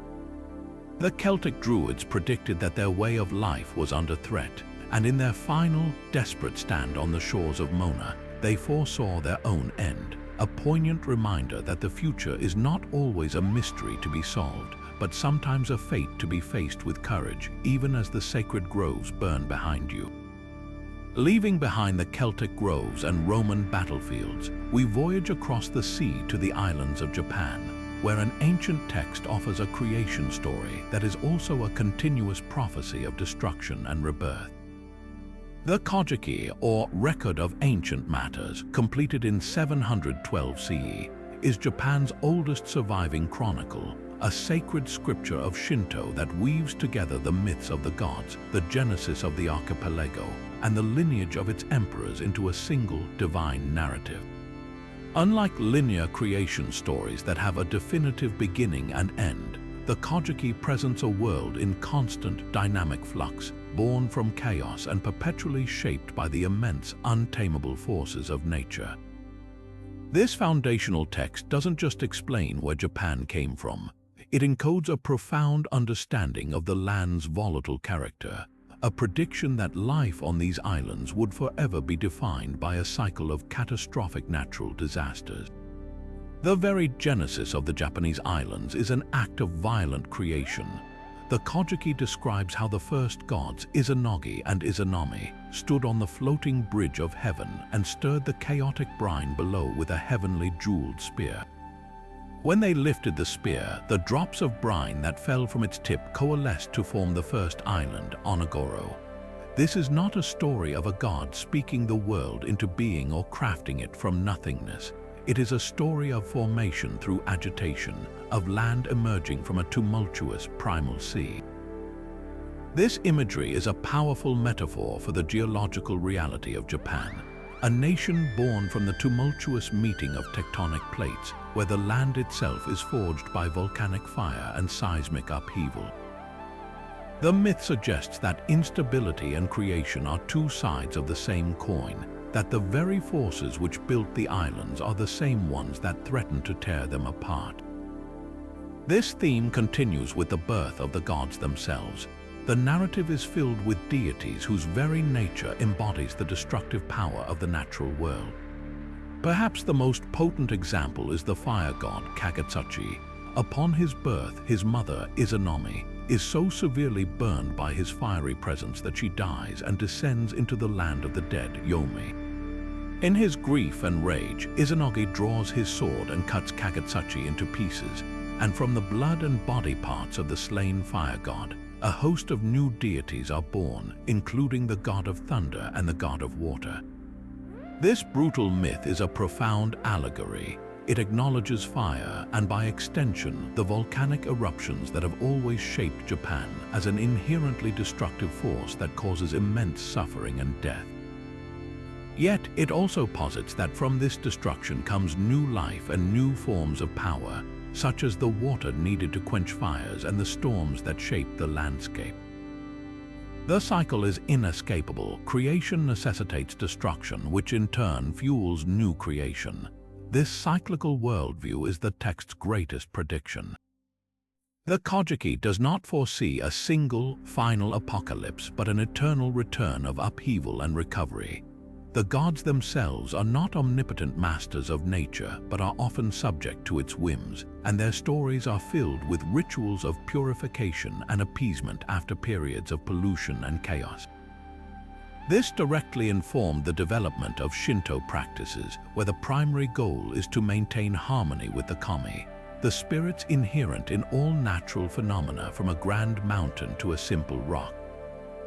When a disaster like an earthquake or a tsunami strikes, it is not seen as a punishment from a vengeful god, but rather as a moment of immense imbalance, a release of pent-up energy from a restless kami. The response, therefore, is not panic or despair, but a solemn process of ritual cleansing, rebuilding shrines, and reaffirming the sacred bond between the people and the volatile land they inhabit. The enduring relevance of the Kojiki's prophecy is witnessed every time the ground shakes in Japan. The nation's entire culture of preparedness, from its advanced early warning systems to the annual disaster drills practiced by every citizen, is not just a product of modern science, it is the culmination of a millennia-old cultural memory encoded in this ancient text. The myth taught the Japanese people to expect the unexpected, to understand that the earth beneath their feet was alive and potentially furious, and that resilience was the only path forward.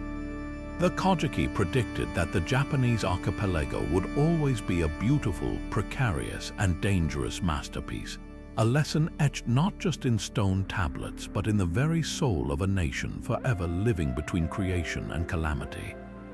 High in the thin air of the Andes, where the stonework of Machu Picchu seems to merge with the very mountains themselves, the Inca civilization held a worldview that was not linear, but deeply, fundamentally cyclical.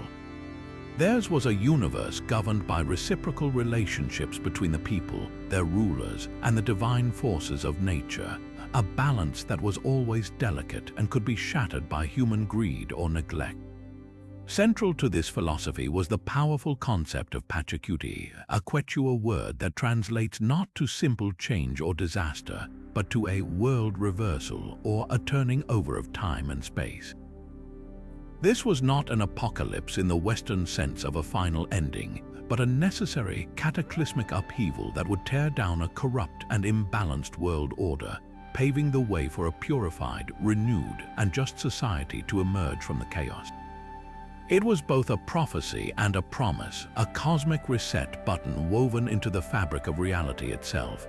The prophecy held that a great Pachacuti would be ushered in by a period of immense social decay, when the sacred bonds of reciprocity known as Aini were broken, when rulers became greedy and forgot their duty to the people and the land. The signs would be unmistakable: strange omens in the sky, political instability, and a deep spiritual sickness. When the Spanish conquistadors, led by Francisco Pizarro, arrived on the shores of Peru in the 16th century, their arrival was interpreted by many within the fractured Inca Empire as the literal fulfillment of this ancient prophecy. The strangers, with their pale skin, their fantastic animals, and their weapons that roared like thunder, were seen not merely as foreign invaders, but as the agents of this world-overturning event. The timing was eerily precise. The Inca Empire was already reeling from a brutal civil war between the brothers Atahualpa and Huascar, a conflict that had shattered the unity and moral authority of the state. To many witnessing this internal collapse compounded by the arrival of these godlike strangers, it was clear the Pachacuti had begun. The tragic, world-altering encounter between Atahualpa and Pizarro in the plaza of Cajamarca reads like a script written by this very prophecy. Atahualpa, though a powerful emperor, may have been psychologically paralyzed by the cosmic significance of the event. His capture, the massacre of his unarmed retinue, and the subsequent demand for a room filled with gold and silver as ransom were not just a military defeat. They were the ultimate desecration, the final proof that the old order was being overturned. The Spanish melted down exquisite religious and artistic artifacts into ingots, an act that symbolized the brutal replacement of a spiritually connected worldview with a raw, materialistic one. The conquest that followed the sacking of Cusco, the introduction of foreign diseases, and the imposition of a new god was, from an Andean perspective, the chaotic but necessary destruction phase of the Pachacuti. The world had indeed been turned upside down, but the prophecy of Pachacuti did not end with the conquest. Its most powerful and enduring aspect is its promise of renewal. The chaos is never the final word. It is the painful but essential labor that precedes a new birth. This belief has provided an unbreakable thread of hope and resistance for Andean peoples for nearly 500 years. It fostered a culture of perseverance where indigenous knowledge, rituals, and worldviews were preserved in secret, woven into the fabric of Christian festivals and hidden within the symbolism of new art forms. The prophecy foretold that after the great upheaval, a new era of harmony, or taki ankoi, would dawn, often associated with the return of the Inca king or a new enlightened age. This is where the ancient prediction explodes into modern relevance. The concept of Pachacuti is not a relic in a museum. It is a living, breathing ideology that fuels contemporary indigenous movements across the Andes. It provides a powerful framework for understanding centuries of oppression, not as a permanent state, but as a long, dark phase in a cycle that is destined to turn. Movements for political rights, cultural revitalization, and environmental justice are consciously framed within the narrative of Pachacuti. Activists and community leaders speak of a new world reversal happening now, one where indigenous languages are being taught in schools again, where traditional ecological knowledge is being recognized as vital for combating climate change, and where the descendants of the Inca are reclaiming their voice in the political spheres of Peru, Bolivia, and Ecuador. The prophecy predicted that the agents of the next Pachacuti would not be foreign conquistadors, but the people themselves rising up to restore the balance that was lost. This is its ultimate power and its most stunning accuracy. An ancient Andean belief in cyclical time has become a proactive blueprint for the future, a spiritual mandate for cultural renewal that has guided a people through half a millennium of subjugation and now empowers them to rebuild their world, turning it right side up once more. From the Andean prophecy of cyclical renewal, we journey now to the ancient plateaus of Persia, where one of the world's oldest monotheistic faiths envisioned an ultimate destiny for creation so hopeful and complete that its echo can be felt in modern movements for planetary healing. Zoroastrianism, founded by the prophet Zarathustra over 3 millennia ago, gave the world a revolutionary concept, a linear progression of time moving toward a definitive, glorious culmination. This final chapter is known as Frashokriti, a magnificent compound word meaning the making wonderful, or the renewal of existence. It is a prophecy not of mere survival, but of total perfection, a time when the entire cosmos, after a long cosmic struggle, will be utterly restored, purified, and transformed into its ideal, uncorrupted state. This ultimate victory is the final act in a grand cosmic drama between two fundamental forces, Spenta Maniu, the benevolent spirit of creation and good, and Angra Maniu, the destructive spirit of destruction and falsehood. Unlike dualistic systems where good and evil are eternally balanced, Zoroastrianism is eschatologically optimistic.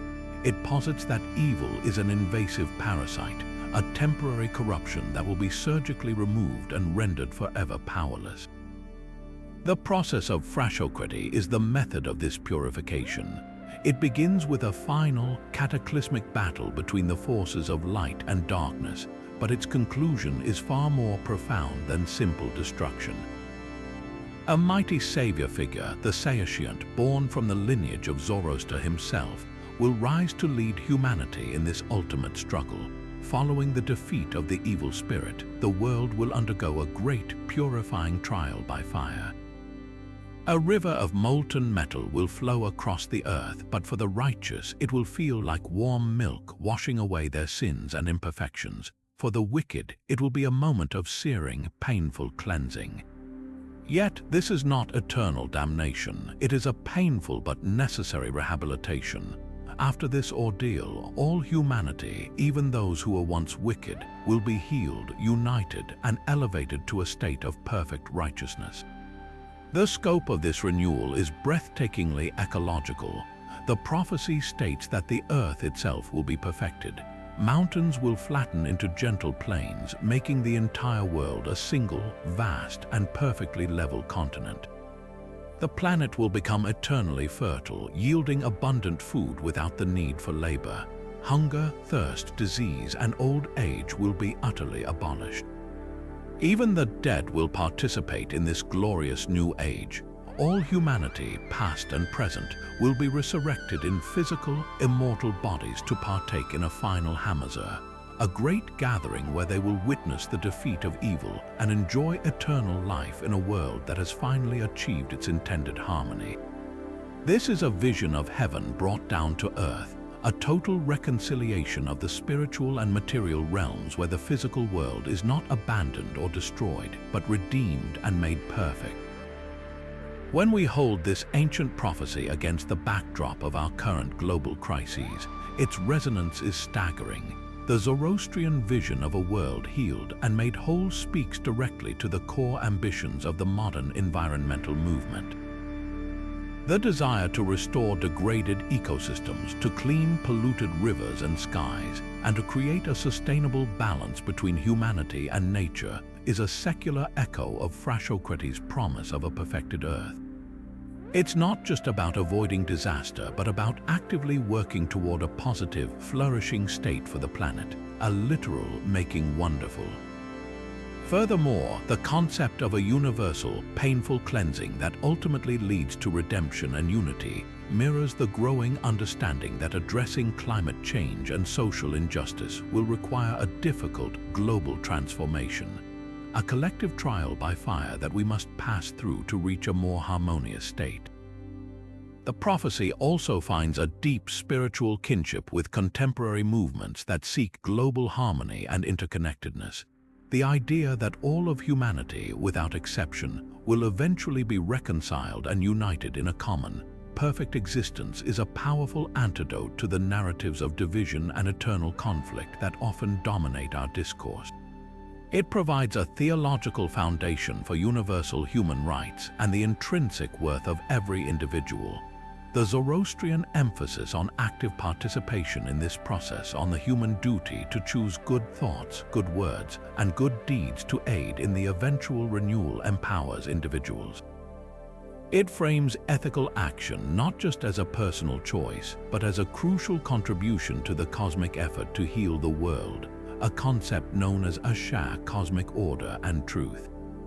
This ancient call to action is remarkably similar to modern exhortations for personal responsibility in creating a better future, from reducing one's carbon footprint to engaging in social justice work. The Frashocrates, therefore, is more than a distant prediction. It is an ongoing process, and we are all invited to be participants in the great making wonderful of our world. Leaving behind the cosmic renewals of Zoroastrianism, we now journey to the world's oldest living culture, where time is not a line or a circle, but a deep, eternal present. For the Aboriginal peoples of Australia, the past is not a distant memory, but a living force, a sacred era of creation known as the dream time or dreaming. This is not a collection of simple myths or bedtime stories. It is a profound philosophical and spiritual framework that encompasses law, identity, ecology, and history.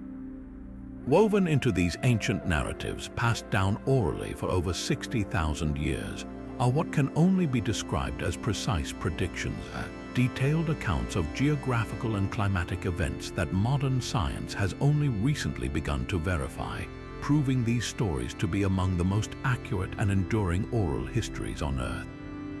One of the most stunning examples comes from the coast of northern Australia, where several Aboriginal groups, including the Gunganigi and Yidinji peoples, tell a story of a time when the Great Barrier Reef was not underwater but was part of the dry, flat coastal plain. Their dreaming stories describe a vast, fertile landscape that once stretched far out to sea, a place where their ancestors hunted kangaroo and emu, and where freshwater rivers flowed through forests that are now submerged. The narratives tell of a gradual but relentless encroachment of the sea, which slowly swallowed this ancient plain, forcing the people to retreat to the present-day coastline. For generations, these accounts were heard as powerful moral tales about respecting the land. However, modern paleogeographers using core samples and sonar mapping have confirmed that this exact event occurred. At the peak of the last ice age, around 20,000 years ago, so much water was locked in glacial ice that global sea levels were about 120 meters lower than they are today. The Australian coastline extended dozens of kilometers further out, and what is now the coral labyrinth of the Great Barrier Reef was indeed a flat coastal plain. As the glaciers melted between 12 and 7,000 years ago, the sea rose, inundating this vast area at a rate of roughly 1 meter per year over centuries, precisely as the oral histories describe. This is not an isolated case. On the other side of the continent, in the Kimberley region of Western Australia, the stories of the Karadjari people speak of the drowning of the land connecting Australia to islands like Baddi. They recount how their people were cut off from their kin, their songlines the intricate navigational routes that map the land through song and story abruptly severed by the rising saltwater. Similarly, the Ungarangari people of South Australia have stories about the formation of Kangaroo Island, known as Carter, which they say was once connected to the mainland. Their creation ancestors, the Ungurundari, are described as chasing a giant Murray cod, whose thrashing tail carved out the Murray River. As the saga continues, the cod's furious movements are said to have also separated the island from the mainland, a geological event that science confirms happened through rising post-glacial sea levels flooding the plain that was once there. The incredible accuracy of these stories lies in their method of preservation. This knowledge was not written down in books but encoded into the very fabric of culture through song cycles, intricate dance ceremonies, and elaborate rock art that served as both a spiritual record and a practical map. The stories were not mere recountings. They were performed, sung, and painted at specific sacred sites along the songlines, ensuring that the vital information about the changed landscape was remembered with extraordinary precision across hundreds of generations. This oral tradition was a rigorous, disciplined system of knowledge transfer, where elders held the responsibility of passing the stories on without alteration, understanding that they contained not just spiritual truths but critical survival information about the land, its resources, and its history. The stories predicted, for those who could listen, that the world is not static, that coastlines can move, and that climate change is a powerful force that humans must adapt to and respect. Beyond their function as historical records, these dreaming narratives carry a deep, prophetic warning for the present. They are moral compasses, teaching that the land is a living entity to be cared for, not a resource to be exploited. The story of the sea level rise is often tied to a breaking of law or a failure to perform the correct ceremonies, a cautionary tale about the consequences of neglecting one's responsibility to country. In this way, the stories predicted not only a past geological event but also the ecological crises we face today. They foresaw that a disconnect from the land leads to imbalance and disaster. As modern science now measures current sea level rise with satellites, the ancient wisdom of the Dreamtime offers a parallel, deeply human understanding of what it means to live with a changing climate. It is a prediction that our survival depends not just on technology, but on listening to the stories of the land itself, stories that have already witnessed the world flood once and have waited millennia for us to finally understand their message. Emerging from the Dreamtime's deep oral history, we encounter a document that is its polar opposite, a written list so stark and factual in its presentation that its incredible claims have baffled scholars for over a century. In the dust of ruined Mesopotamian libraries, archaeologists uncovered copies of a text known as the Sumerian King List, a record so strange it seems to defy the very logic of history. This isn't a myth or a poem, but a meticulous, sequential register of cities and the kings who ruled them, presented with the dry authority of an ancient spreadsheet. Yet, woven into this seemingly straightforward chronology are reigns of such impossible length that they catapult the document from a historical record into the realm of profound mystery. a stone tablet prediction about humanity's forgotten and perhaps unimaginable past. The list begins not with mortal men, but with a time when kingship was lowered from heaven, and the first 8 rulers reigned over the 5 sacred cities of Eridu, Bad Tabira, Larak, Sipar, and Shurapak.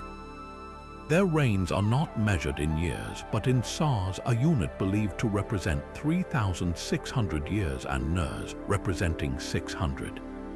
The numbers are staggering. The first king, Alulim of Eridu, is said to have ruled for 8 sars, or 28,800 years.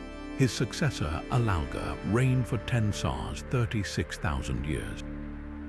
The list continues in this vein, with the longest reign belonging to Enmen, Luana of Bad Tabira, who is credited with 12 sars, a mind-bending 43,200 years on the throne. After the Great Flood, which the list uses as a pivotal reset point, the reigns become shorter but are still fantastically long, measured in hundreds of years, before finally settling into the more plausible lifespans and reigns of the historical dynastic periods. The central burning question is why? Why would the Sumerians, the world's first bureaucrats, masters of accounting, law, and precise record-keeping, include such blatantly impossible numbers in a document that otherwise presents itself as factual history? One of the most accepted scholarly theories posits that these immense time spans are not literal but symbolic, a way of expressing the immense prestige and legendary status of these primordial rulers. In this view, a reign of 36,000 years is a metaphor for a golden age, a period of such foundational importance and perceived perfection that it transcends normal human time. The numbers themselves, based on the Sumerian sexagesimal or base 60 mathematical system, might hold cosmic or astrological significance, linking these early kings to the slow, majestic cycles of the stars and planets, elevating them from mere history to a form of sacred cosmology. This interpretation sees the king list as a political and religious document, a piece of propaganda designed to legitimize the ruling dynasty of the time it was written, likely around 2000 BC. By creating an unbroken chain of sovereignty that stretched back tens of thousands of years to a divine origin, a current king could claim his authority was part of an eternal, heaven-mandated order.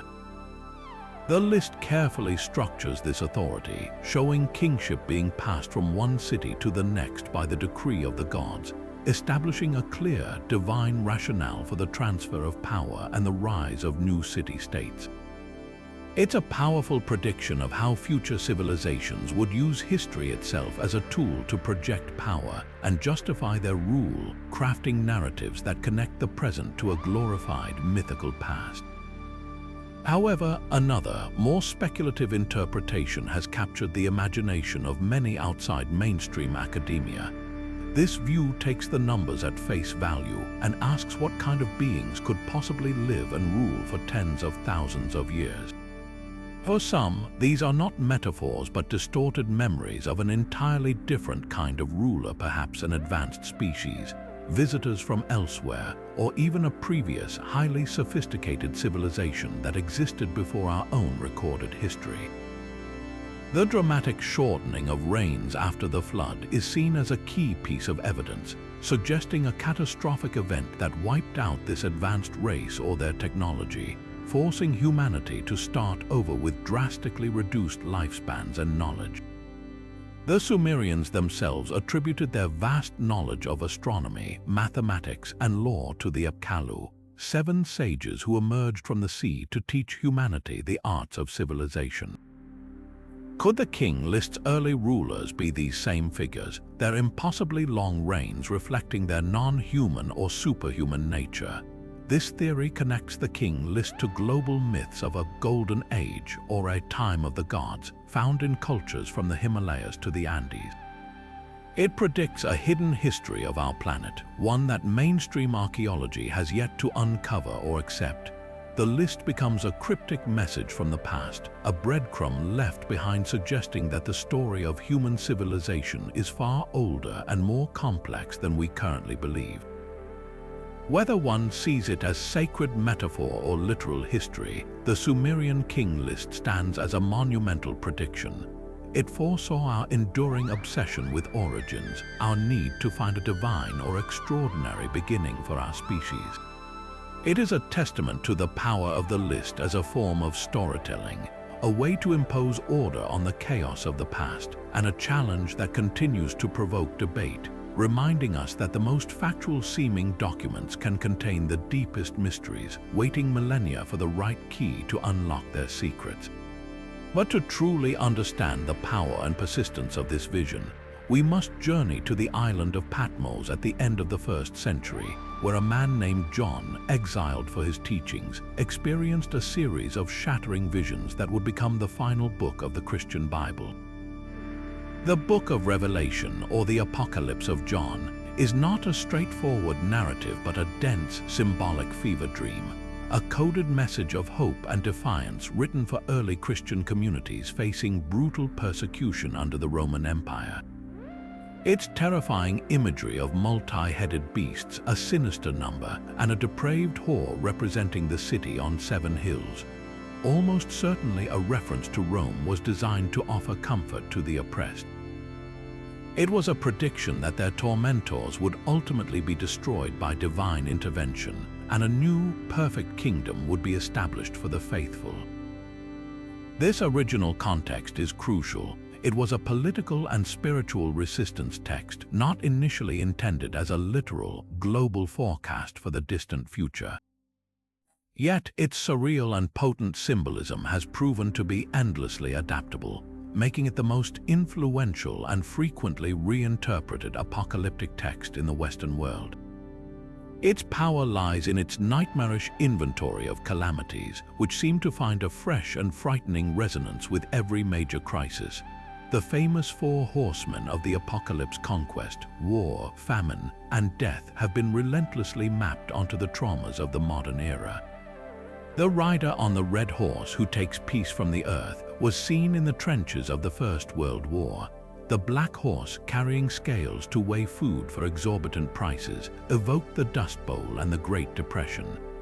The pale horse, followed by Hades, has been a constant companion through every pandemic from the Black Death to COVID-19, with its promise of death by pestilence and the wild beasts of the earth.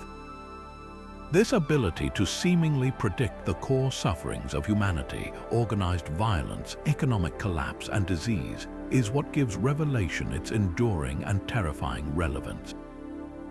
Beyond these general horsemen, specific passages have been plucked from their symbolic context and applied with startling literalness to modern technology.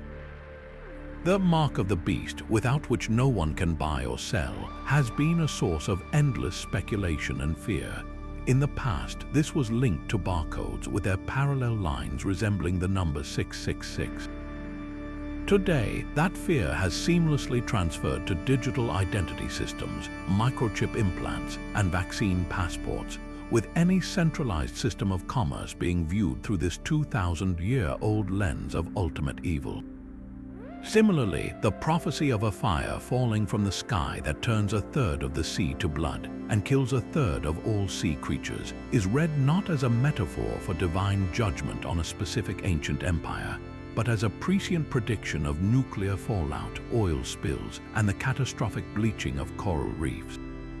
The haunting image of a star called wormwood falling from heaven and poisoning the waters has been relentlessly applied to the Chernobyl disaster, as Chernobyl is the Ukrainian word for wormwood, creating a coincidence so perfect it feels destined to many believers. This process of reinterpretation is a fascinating psychological phenomenon. The Book of Revelation provides a pre-made, divinely sanctioned narrative into which people can insert the chaotic and terrifying events of their own time. In the face of a world war, a pandemic, or an environmental collapse, it offers a strange comfort. It suggests that this suffering is not random or meaningless, but part of a larger, foretold divine plan that is moving toward a triumphant conclusion. It transforms overwhelming fear into a kind of dreadful anticipation. This is why its popularity surges during periods of intense social anxiety. It provides a framework for understanding chaos, giving people a role to play as the faithful awaiting rescue, and identifying a clear villain in the form of the Antichrist and his world system. However, this very adaptability is also the text's greatest point of contention. Biblical scholars and theologians constantly warn against this kind of literal, newspaper headline interpretation. They argue that to strip these symbols from their first-century context, addressing the very real persecution of Christians under emperors like Nero or Domitian, is to misunderstand the book entirely. The number 666, for instance, is almost certainly a case of gematria, a Jewish practice of assigning numerical value to letters. When you write Nero Caesar in Hebrew, the letters add up to 666. For John's original audience, the beast wasn't a future dictator, it was the current emperor sitting in Rome. The plagues echoing those from Exodus were a way of saying that God would liberate his new people from their new pharaoh just as he had from the old one. Reading Revelation is less about cracking a code for the future and more about understanding a powerful work of apocalyptic literature written to give hope to a specific group of people in a specific time of unimaginable hardship. Yet the prophecy endures because its core message transcends its original context. Whether interpreted as a literal blueprint, a symbolic struggle, or an ancient resistance manifesto, the Apocalypse of John ultimately predicts a timeless human truth, that the world as we know it is fragile and impermanent, and that humanity possesses a deep, recurring fear that our own technological and political power will one day pave the road to our own destruction. But it also pairs that fear with an equally powerful hope for renewal, for a final cleansing of injustice, and for the emergence of a new, peaceful order from the ashes of the old. It is this dual prophecy of our capacity for self-destruction and our yearning for redemption that ensures the visions of Patmos will continue to haunt and fascinate us, reflecting our deepest anxieties back at us with the intensity of a divine and unblinking eye. Imagine a time before GPS or sextants, when the only compasses were the stars, the waves, and the songs passed down through generations. In this vastness, the Polynesian ancestors accomplished one of humanity's most incredible feats of exploration, settling the islands of the Pacific Ocean in great double-hulled canoes. And with them, they carried stories not as mere fables, but as vital navigational and geological records encoded in the adventures of their most beloved trickster hero, the demigod Maui. His most famous legend of fishing the islands from the deep is far more than a charming creation myth.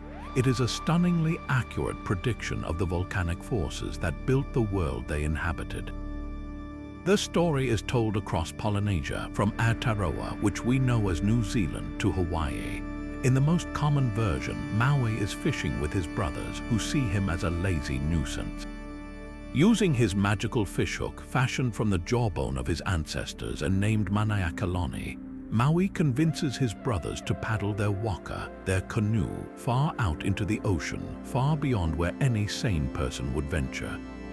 He baits the hook with blood from his own nose, a powerful offering, and casts it deep into the abyss.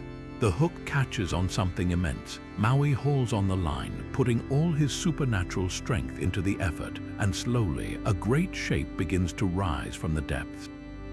His brothers, terrified by the colossal struggle and the churning sea, break into song to encourage the catch, never looking back. As this massive form breaches the surface, Maui tells them it is the greatest fish anyone has ever caught. But when his brothers disobey and glance behind them, the spell is broken. The line snaps and the gigantic fish, now frozen as land, lies before them.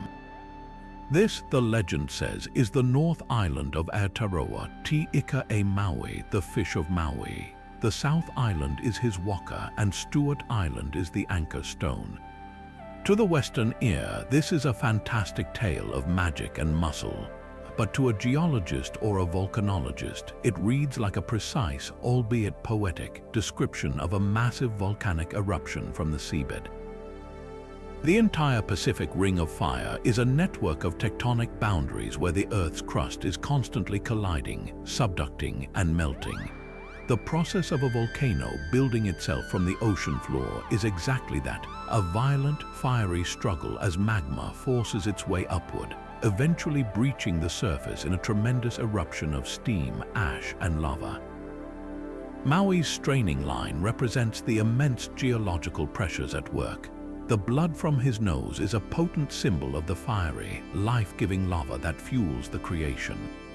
And the resulting fish is the very shape of the new island, often rugged and mountainous, just like the North Island of New Zealand with its central volcanic plateau. The legend even accounts for the fact that this new land is unstable. The brothers' disobedience and the snapping line explain why the region is so seismically active, prone to earthquakes as the land continues to settle and adjust. This predictive power isn't confined to one island. The Maori traditions surrounding Maui are incredibly specific.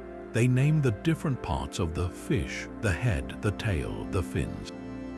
These correspond almost perfectly with the actual peninsulas and mountain ranges of the North Island. The story doesn't just say land appeared, it provides a morphological map. This suggests a long and intimate observation of the landforms, with the oral tradition serving as the most effective method for preserving this complex geographical knowledge across centuries. In Hawaii, another version of the myth has Maui fishing up the islands with the help of his brothers, who are instructed not to look back. When they do, the islands, not yet fully secured, become scattered across the ocean, a perfect allegory for the Hawaiian archipelago itself. A string of volcanic islands formed sequentially over a hotspot in the Pacific Plate, each island at a different stage of emergence and erosion. The true genius of the Maui legends lies in their multi-layered purpose. They were not just ancient science textbooks, they were also legal documents and moral guides. By identifying an island as a fish caught by a specific ancestor, the Maori established tangible whakapapa, or genealogical connection, to the land. It wasn't just a rock, it was the body of their ancestor, Maui. This created an inherent spiritual and cultural obligation to protect and care for that land, a concept known as kaishiakatanga, or guardianship. The story explained the land's origin, its current form, its geological behavior, and humanity's responsibility toward it all in one elegant, memorable narrative. It was a complete worldview, packaged in a story that could be told to a child yet contained wisdom profound enough to guide an entire civilization. The Maori, through the adventures of Maui, didn't just predict how islands were formed. They predicted the modern understanding that our stories about nature are inseparable from our relationship with it, and that true knowledge comes not from dominating the natural world, but from understanding our place within its immense and creative power. While the Polynesians looked to epic legends of land rising from the sea, another ancient civilization turned its gaze inward to the most visceral of organs, believing it held a literal map of the divine will. In the rolling hills of what is now Tuscany, long before the rise of Rome, the Etruscan people developed a form of divination so precise and systematic that it would become the official state religion of the world's greatest empire. This was the art of haruspicy, the practice of reading the future in the entrails of a sacrificed animal, and its most sacred focus was the liver. For the Etruscan priests known as haruspices, this was not mere superstition. It was a sophisticated science of the soul, a belief that the gods had inscribed their intentions onto the very flesh of the world, and that by reading this organic text, one could navigate a predetermined future. The ritual itself was a profound and bloody ceremony. It began with the selection of a perfect animal, typically a sheep or a goat, whose flawless condition was seen as a vital offering to the gods. The animal would be led to a sacred outdoor space, a templum, which had been ritually defined and aligned with the 4 cardinal directions, effectively creating a microcosm of the universe. After prayers and invocations, the animal was swiftly slaughtered, and its liver was carefully extracted by the haruspecs. this was a moment of immense tension and anticipation. The liver was chosen because the Etruscans, and indeed many ancient cultures, saw it as the seat of life itself, the organ richest in blood, the source of emotion, and the center of the body's vitality. To understand the liver was to understand the forces of life and destiny. What happened next reveals the breathtaking complexity of Etruscan thought. The liver was not simply examined for random bumps or discolorations. It was compared against a conceptual map. Archaeologists made a staggering discovery in 1877 near the town of Piacenza, a bronze model of a sheep's liver dating to around 100 BC. This artifact, now known as the liver of Piacenza, is divided into two main sections. The convex upper side is meticulously partitioned into 16 regions, each corresponding to a specific deity in the Etruscan pantheon. The flat underside is divided into a further 16 sections, representing the 16 regions of the sky.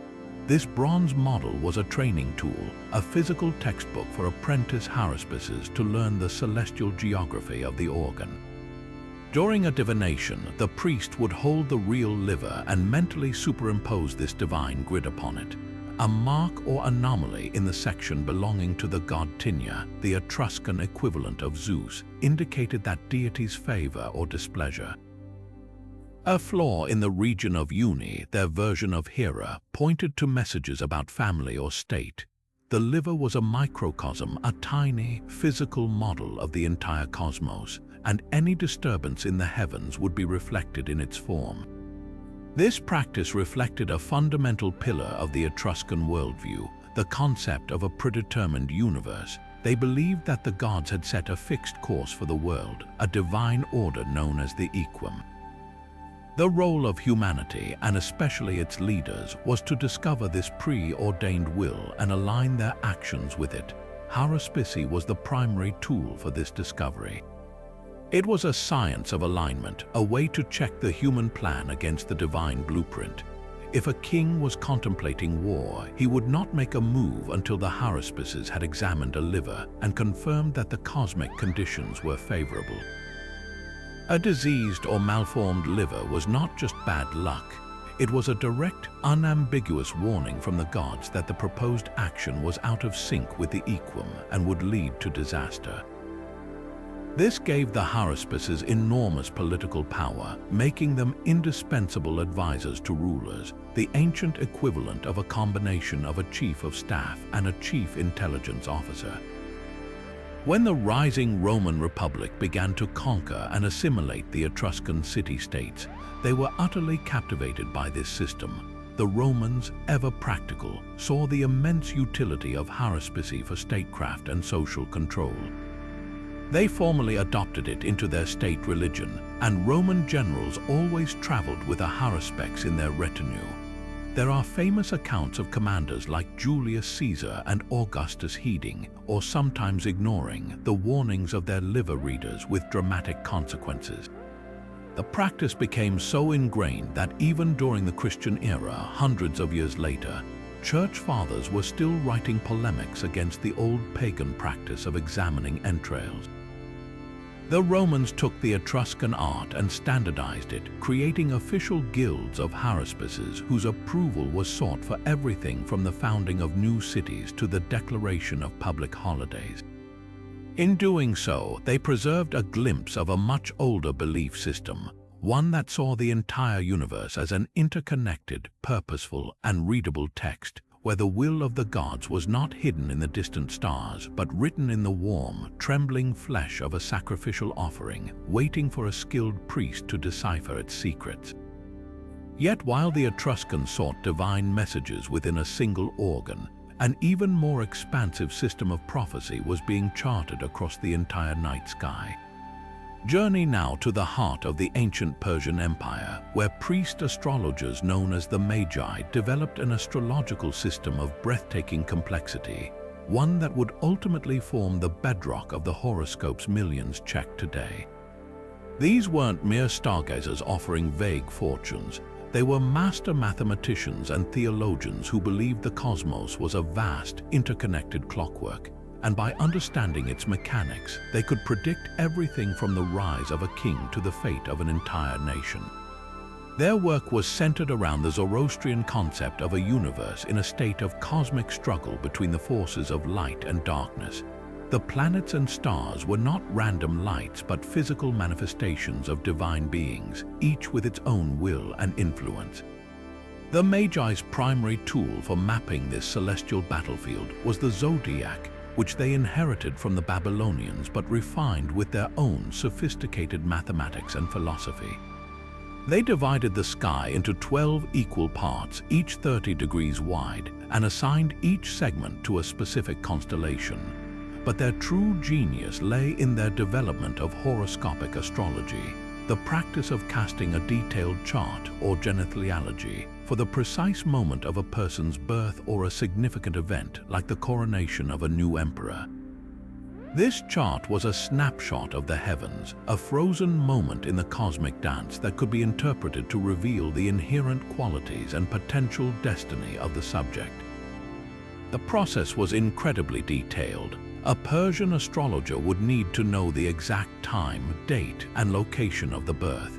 Using complex astronomical tables and an instrument called an astrolabe, they would calculate the positions of the 7 known planets: the Sun, Moon, Mercury, Venus, Mars, Jupiter, and Saturn within the 12 houses of the zodiac. Each of these houses governed a different area of life. The first house represented the self and the body, the 7th house partnerships and marriage, the 10th house career and public reputation. The placement of a planet in a specific house and sign, and its geometric relationship to other planets, created a unique and intricate portrait of a person's character and fortune. For example, if Mars, the planet of war and aggression, was found in the 10th house of career in the sign of Aries, it might predict a person destined for a brilliant, if combative, career as a military leader. This system was considered so vital to affairs of state that the Persian court employed its own official royal astrologers. Before any major military campaign, diplomatic mission, or even the building of a new palace, the charts would be consulted. Their predictions were used to choose the most auspicious moment to act, a practice known as electional astrology. If the stars foretold defeat, a battle might be delayed. If a coronation chart showed weak planetary influences, a different heir might be chosen. The Magi believed that while the broad strokes of fate were written in the stars, human free will and ritual action could work within that framework to achieve the best possible outcome. They weren't just passive predictors, they were active participants in shaping the future through their interpretations. The legacy of these Persian astrologers did not fade with their empire. Their meticulously compiled star catalogues and techniques traveled west following Alexander the Great's conquests, deeply influencing Hellenistic Greek science. From there, their knowledge was preserved and expanded by Islamic scholars during the Golden Age of Islam, with figures like Abu Mashar al-Balkhi writing massive, authoritative texts on the subject. These Arabic texts, with their Persian core, were later translated into Latin in the 12th century, becoming essential reading for medieval European scholars, doctors, and even priests. The very word horoscope comes from the Greek horoskopos, meaning time observer, but the complex system behind it is a direct inheritance from the star-gazing magi of ancient Persia. Every time someone today reads their daily horoscope, they are, perhaps unknowingly, tapping into a 2,500-year-old Persian tradition of seeking personal guidance in the eternal movements of the heavens, a testament to humanity's enduring desire to find our own stories written in the stars. But the search for signs is not confined to the stars or the patterns of the natural world. For many indigenous cultures of North America, the most profound predictions were sought in the deepest recesses of the human spirit through a sacred rite of passage known as the vision quest. This was not a practice of divination in the traditional sense, but a deliberate, arduous journey into the self, undertaken to seek clarity, purpose, and a glimpse of one's path directly from the spiritual forces that animate the universe. Far from being a solitary act of desperation, the vision quest was a carefully orchestrated communal ritual, a spiritual technology for aligning an individual's life with the greater needs of the community and the natural order. The process was one of extreme physical and mental purification, designed to strip away all earthly comforts and distractions, leaving the seeker utterly open and vulnerable to revelation. A young person, often at a pivotal crossroads in their life, would be guided by an elder or medicine person to a remote, powerful location, a high mountain peak, a deep forest clearing, or a secluded riverbank. There they would remain for several days and nights alone, without food or water, engaged in constant prayer and meditation. This self-imposed hardship was not a punishment, but a sacred offering of sincerity, a demonstration of the seeker's commitment, and a way to amplify their spiritual receptivity. In this heightened state of physical deprivation and spiritual yearning, the boundaries between the self and the world would begin to dissolve, and the veil separating the ordinary from the sacred would grow thin. It is in this liminal space that the vision would arrive. These were not ordinary dreams, but waking, vivid, and often terrifyingly real encounters with spirit guides who most commonly appeared in the form of animals. A wolf might approach, imparting lessons about family and loyalty. An eagle could soar overhead, granting a broader perspective on a problem. A bear might symbolize the need for introspection and healing. These animal visitors were not merely symbols, they were considered powerful allies, offering their specific medicine and protection for the rest of the individual's life. The vision could also be more abstract, a powerful weather event, a song that had never been heard before, or a symbolic scene playing out like a living parable. The key was that this experience provided a predictive roadmap. It might reveal the design for a future ceremony, foretell the outcome of an upcoming hunt or conflict, or unveil the unique gifts and responsibilities the individual was meant to carry for their people. The quest was not complete when the vision ended. The return to the community was a critical final step. The seeker would recount every detail of their experience to the elder, who possessed the cultural knowledge and wisdom to help interpret the often cryptic messages. This interpretation was a collaborative act of prophecy, weaving the individual's raw, spiritual experience into the shared tapestry of the tribe's understanding. A vision of a great flood might be understood as a warning to move the village to higher ground before the spring thaw. A vision of a specific plant might lead to the discovery of a new remedy for an illness sweeping through the community. The personal path revealed was almost always inextricably linked to a communal need, reinforcing the fundamental indigenous principle of interconnectedness. The vision quest was a profound prediction of modern psychological concepts like the power of introspection, the therapeutic value of nature, and the importance of finding one's purpose. It recognized that the future is not only written in the external world, but is also seeded within our own consciousness, waiting to be uncovered through courage, patience, and a humble willingness to listen to the ancient voices of the land. From the solitary peaks of the vision quest, we now turn to a system of prophecy that finds wisdom in the dynamic space between numbers, nature, and human intention. In the courts of ancient China, over 3,000 years ago, a divinatory practice emerged that was so profound in its simplicity and depth, it would become one of the foundational texts of all Chinese thought. This is the I Ching, or the Book of Changes, a work that is far more than a fortune-telling manual. It is a sophisticated philosophical framework that views the universe not as a collection of static objects, but as a continuous process of flow and transformation, and it offers a unique method for aligning oneself with these ever-shifting currents to navigate the future. The core of the I Ching's predictive power lies in its 64 hexagrams, each one a unique stack of 6 lines. Some lines are solid, representing the dynamic, creative force of Yang. Others are broken, representing the receptive, nurturing force of Yin. These are not simple binary codes, they are archetypal representations of 64 fundamental situations in life, from creative beginnings to joyful success, from dangerous obstacles to profound inner contemplation. The genius of the system is in its method of consultation. Traditionally, one would focus intently on a question or situation and then use a specific process, often involving the casting of 50 yarrow stalks to generate a hexagram.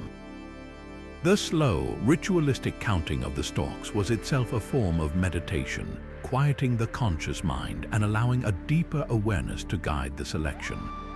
In modern times, the same result is often achieved by tossing 3 coins 6 times, where heads and tails determine solid or broken lines. This element of chance is crucial. It introduces a moment of synchronicity, a meaningful coincidence that links the inner state of the questioner with the outer order of the cosmos, creating a snapshot of the energetic conditions at that precise moment. But the I Ching's prediction does not stop with the primary hexagram. Its true dynamism is revealed through the concept of changing lines. As the coins are tossed, some lines are deemed old and therefore mutable. A solid old yang line is poised to transform into its opposite, a broken yin line, and vice versa. This creates a second related hexagram. The first hexagram represents the present circumstance, the question as it stands now. The second hexagram reveals the probable outcome, the natural consequence of the energy already in motion. The text associated with each line and each hexagram provides poetic, often enigmatic, commentary on the nature of the situation. It doesn't say you will get the job or avoid travel. Instead, it might advise that the superior person remains persevering in the face of difficulty. Or it might use a metaphor like a cloud without rain to describe a promise not yet fulfilled. The interpretation is not a fixed answer but a deeply personalized counsel, requiring the user to reflect on how these ancient wisdom principles apply to their unique life. This is why the I Ching has endured for millennia when other oracles have faded into history. It does not promote a fatalistic view of the future. Its central prediction is that change is the only constant, and that by understanding the nature of the change we are in, we can exercise our free will to shape its outcome. It is a tool for strategic and ethical decision-making. The famed psychologist Carl Jung, who wrote the foreword to a seminal Western translation, saw it as a perfect example of his theory of synchronicity, a causal connecting principles that defy rational explanation. He argued that the moment of casting the coins or stalks was not random, but meaningfully connected to the psychic state of the individual, making the resulting hexagram a mirror of their unconscious mind and the hidden patterns of the world around them. This moves the practice from mere superstition into the realm of profound psychological insight. Today, the I Ching's influence is everywhere, from the binary system of ones and zeros that underpins all computer code, a direct parallel to the solid and broken lines, to its foundational role in traditional Chinese medicine and feng shui, which seek to balance yin and yang energies. Business leaders consult it for insight into market fluctuations. Artists use it to break creative blocks, and individuals turn to it for guidance on relationships and personal growth. Its enduring relevance is its greatest prediction, that in a world of accelerating change and overwhelming complexity, we would crave a timeless system that doesn't give easy answers, but instead teaches us how to ask better questions, how to understand the context of our challenges, and how to find our own path of least resistance through the beautiful, chaotic, and ever-changing flow of life.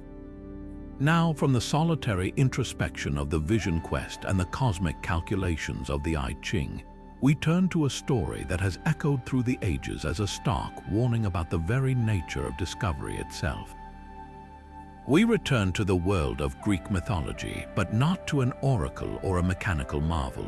Instead, we confront a sealed jar and the overwhelming human impulse to see what's inside. The myth of Pandora, the first woman created by the gods, is often simplified as a tale of forbidden curiosity. Yet, when we peel back the layers, we find a devastatingly precise prediction of our eternal struggle with innovation, its unintended consequences, and the ethical dilemmas that chase every leap in human knowledge. The story begins not with malice, but with payback. After the Titan Prometheus stole fire from the gods to give to humanity, Zeus, the king of the gods, sought a punishment that would balance the scales. His revenge was twofold. First, he commanded Hephaestus to craft the first woman, Pandora, from earth and water, and had each of the gods endow her with a seductive gift: beauty from Aphrodite, persuasion from Hermes, and skill from Athena. She was, in essence, the ultimate package, a masterpiece of divine engineering. Her very name means all gifted, but Zeus's second command was the true centerpiece of his plan. He gave Pandora a large jar, often mistranslated as a box, with one unequivocal instruction: never, under any circumstances, open it. Then, he sent her as a gift to Prometheus's simpler brother, Epimetheus, whose name means hindsight. Despite his brother's warnings never to accept a gift from Zeus, Epimetheus was captivated by Pandora's beauty and married her, bringing the sealed jar into their home. For a while, life was good, but the gift of curiosity, planted within Pandora by the gods themselves, began to gnaw at her. The jar sat there, a silent, imposing presence. What incredible treasure could the king of the gods have given them? Why keep it locked away? The compulsion grew unbearable. Finally, she could stand it no longer. She lifted the heavy lid just a crack to steal a single glance. In that instant, the entire contents of the jar burst forth, not as treasures, but as a swirling, shrieking torrent of all the evils that would forever plague humanity: sickness, death, hatred, envy, greed, and endless toil. Horrified, Pandora slammed the lid back down, but it was far too late. The only thing left trapped inside, fluttering against the now sealed lid, was the very last thing to emerge: Elpis, the spirit of hope. This ancient narrative is a masterclass in predicting the dual-edged sword of progress. Pandora herself represents a profound innovation, the first of her kind, a creation with incredible potential for both good and ill. The jar is any powerful, new, and poorly understood technology, be it nuclear fission, genetic engineering, or artificial intelligence. It is given to us with promises of greatness, but its inner workings and full potential are often shrouded in secrecy or complexity, accessible only to a select few who may not fully grasp the implications. The command not to open it is less a reasonable warning and more a provocation, a guaranteed trigger for the very curiosity that drives all scientific and technological advancement. We are hardwired to open the jar. We cannot not open it. The myth predicts that our greatest strength, our insatiable desire to know and to explore, is also our most profound vulnerability.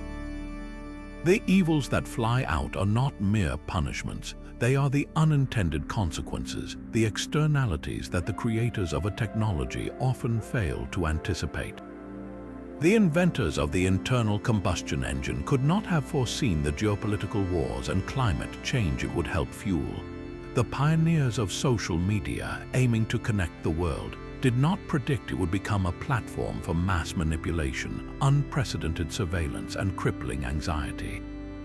Pandora's act is the initial release of a product into the world, the moment the genie is let out of the bottle with no way of knowing what it will truly do.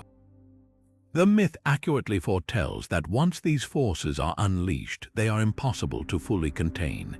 Sickness, strife, and toil are now permanent features of our world, just as the ethical quandaries and societal disruptions of our inventions become permanent parts of our political and personal landscapes. And what of hope trapped inside? This is the most debated and profound part of the prediction. Is hope being trapped a mercy, a final gift from the gods to help humanity endure the horrors she released? Or is hope itself the final, most cruel evil, a delusion that keeps us striving and suffering in a world now full of misery? The interpretation matters deeply. If hope is a comfort, then the myth predicts that even in our darkest moments, born from our own missteps, we will always retain the capacity to persevere and seek a better tomorrow. It is the human spirit's resilience, but if hope is the final evil, then the prediction is far more cynical, that we are doomed to be tantalized by false promises, forever chasing solutions to the problems we created, only to be met with further disappointment.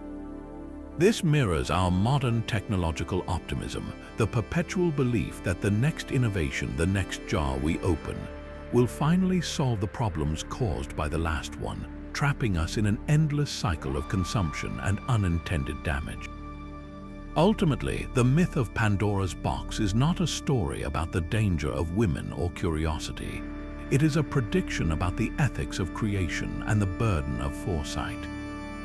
It asks a question we are still grappling with today. Just because we can do a thing, does that mean we should? It predicts that the creators of powerful new things, like Zeus himself, have a responsibility that extends far beyond the initial gift.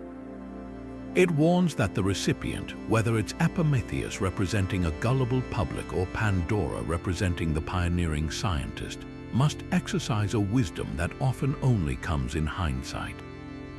The jar is always there, in some lab, some corporate boardroom, some garage, waiting to be opened. The myth doesn't tell us to stop opening jars. It simply, and tragically, predicts what will almost certainly come flying out when we do, and asks if we are prepared to live with what we cannot put back. Carved into standing stones, etched onto weapons, and scratched onto everyday belongings, the runic alphabet was far more than a simple writing system for the Norse. Each of these angular characters, known as the Elder Futhok, was believed to be a vessel of immense power, a key to unlocking the hidden currents of the universe. The Vikings did not see the future as a fixed, unchangeable destiny handed down by capricious gods, but as a complex, interwoven tapestry of cause and effect, of choice and consequence, a concept they called weird. This was not a passive fate to be endured, but an active force that one could navigate, influence, and even bend through ritual, courage, and the potent magic of the runes themselves. The most direct application of this belief was in the casting of lots, a practice used to seek guidance for everything from planning a raid to settling a legal dispute. Imagine a chieftain on the windswept shore of a fjord preparing to launch his longships. The success of the voyage, the direction of the winds, the location of prey, the outcome of a potential skirmish, hung in a fog of uncertainty.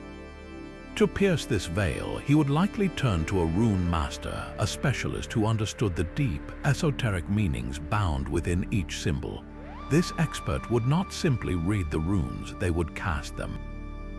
Reaching into a leather pouch, they would draw forth a set of small, polished staves of wood or bone, each one carved with a different runic character. These were then thrown onto a white cloth or directly onto the earth, and their positions, their relationships to one another, and which ones landed face up, were meticulously interpreted. The meaning of each rune was multifaceted and context-dependent. A single symbol could offer a prediction, a warning, or a command. Fehu, the rune of cattle, represented mobile wealth and success, but could also warn of wealth's fleeting nature if not protected. Uras, the rune of the wild aurochs, symbolized raw, untamed strength and vital health, a powerful omen for a warrior, but its appearance could also be a caution against reckless force. The Orisaz, often associated with the thorn and the giants, was a rune of conflict and danger, a stark prediction of a hostile encounter ahead. Yet, it could also represent a necessary defense or a breakthrough of immense power if handled correctly. The rune master's skill lay in weaving these individual meanings into a coherent narrative, reading the story the runes told as they lay scattered, much like a modern reader might interpret the cards of a tarot spread. This was a predictive act rooted in a deep understanding of the world's natural and supernatural forces. This practice was deeply embedded in the Viking concept of weird.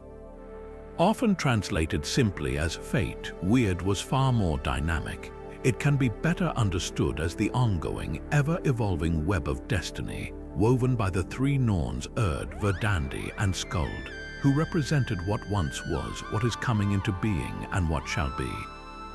The runes were a tool for consulting this web, for seeing the patterns already in motion and determining the most favorable thread to pull. A positive rune cast did not guarantee success. It indicated that the current of weird was flowing in that direction, and decisive action would be rewarded. A negative cast was not an unavoidable death sentence. It was a warning of a treacherous current ahead, advising caution, preparation, or perhaps a change in course. The runes predicted the conditions, not an unalterable outcome, placing the responsibility for the future squarely in the hands of the individual.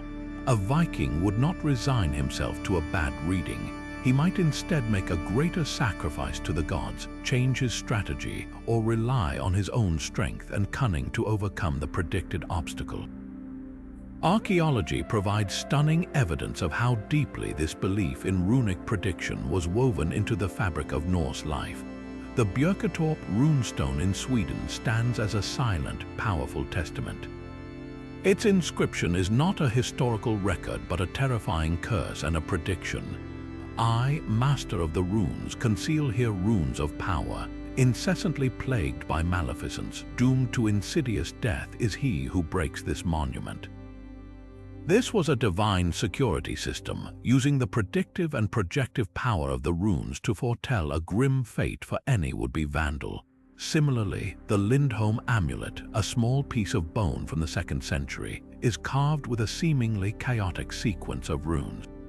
Scholars believe this was a talisman, a permanent, portable rune cast designed to bring its owner perpetual luck and protection in battle, a frozen prediction of victory worn on the person. These artifacts show that runic prediction was not an abstract philosophy but a practical technology for shaping reality, used to ward off evil, ensure prosperity, and claim a measure of control over the vast, mysterious tapestry of weird that governed their lives and their deaths. Imagine a kingdom growing complacent, its foundations beginning to crack beneath the golden surface of power. This is the scene set within one of ancient Egypt's most extraordinary texts, the Prophecy of Nefertiti.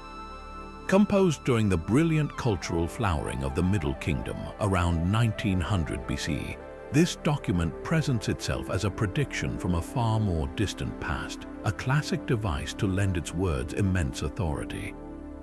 The story is framed as an event from the 4th dynasty reign of the great pyramid builder, King Sneferu.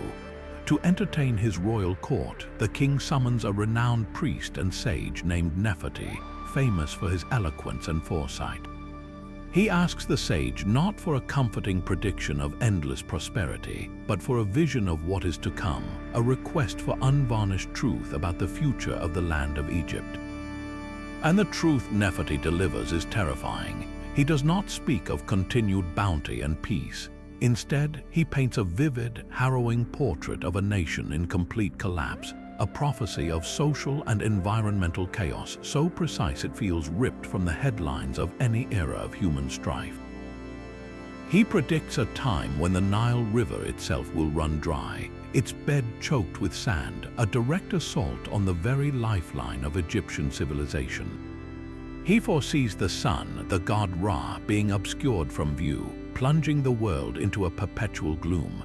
But his most insightful predictions concern the unraveling of the social fabric itself. He speaks of a complete inversion of the natural order, where the lowly will overthrow the elite, where servants will become masters and nobles will be forced to serve. He describes a breakdown of all national identity, with foreigners infiltrating from the east, and a crippling civil war where brother rises against brother, and violence becomes the only law of the land. This is not a vague omen.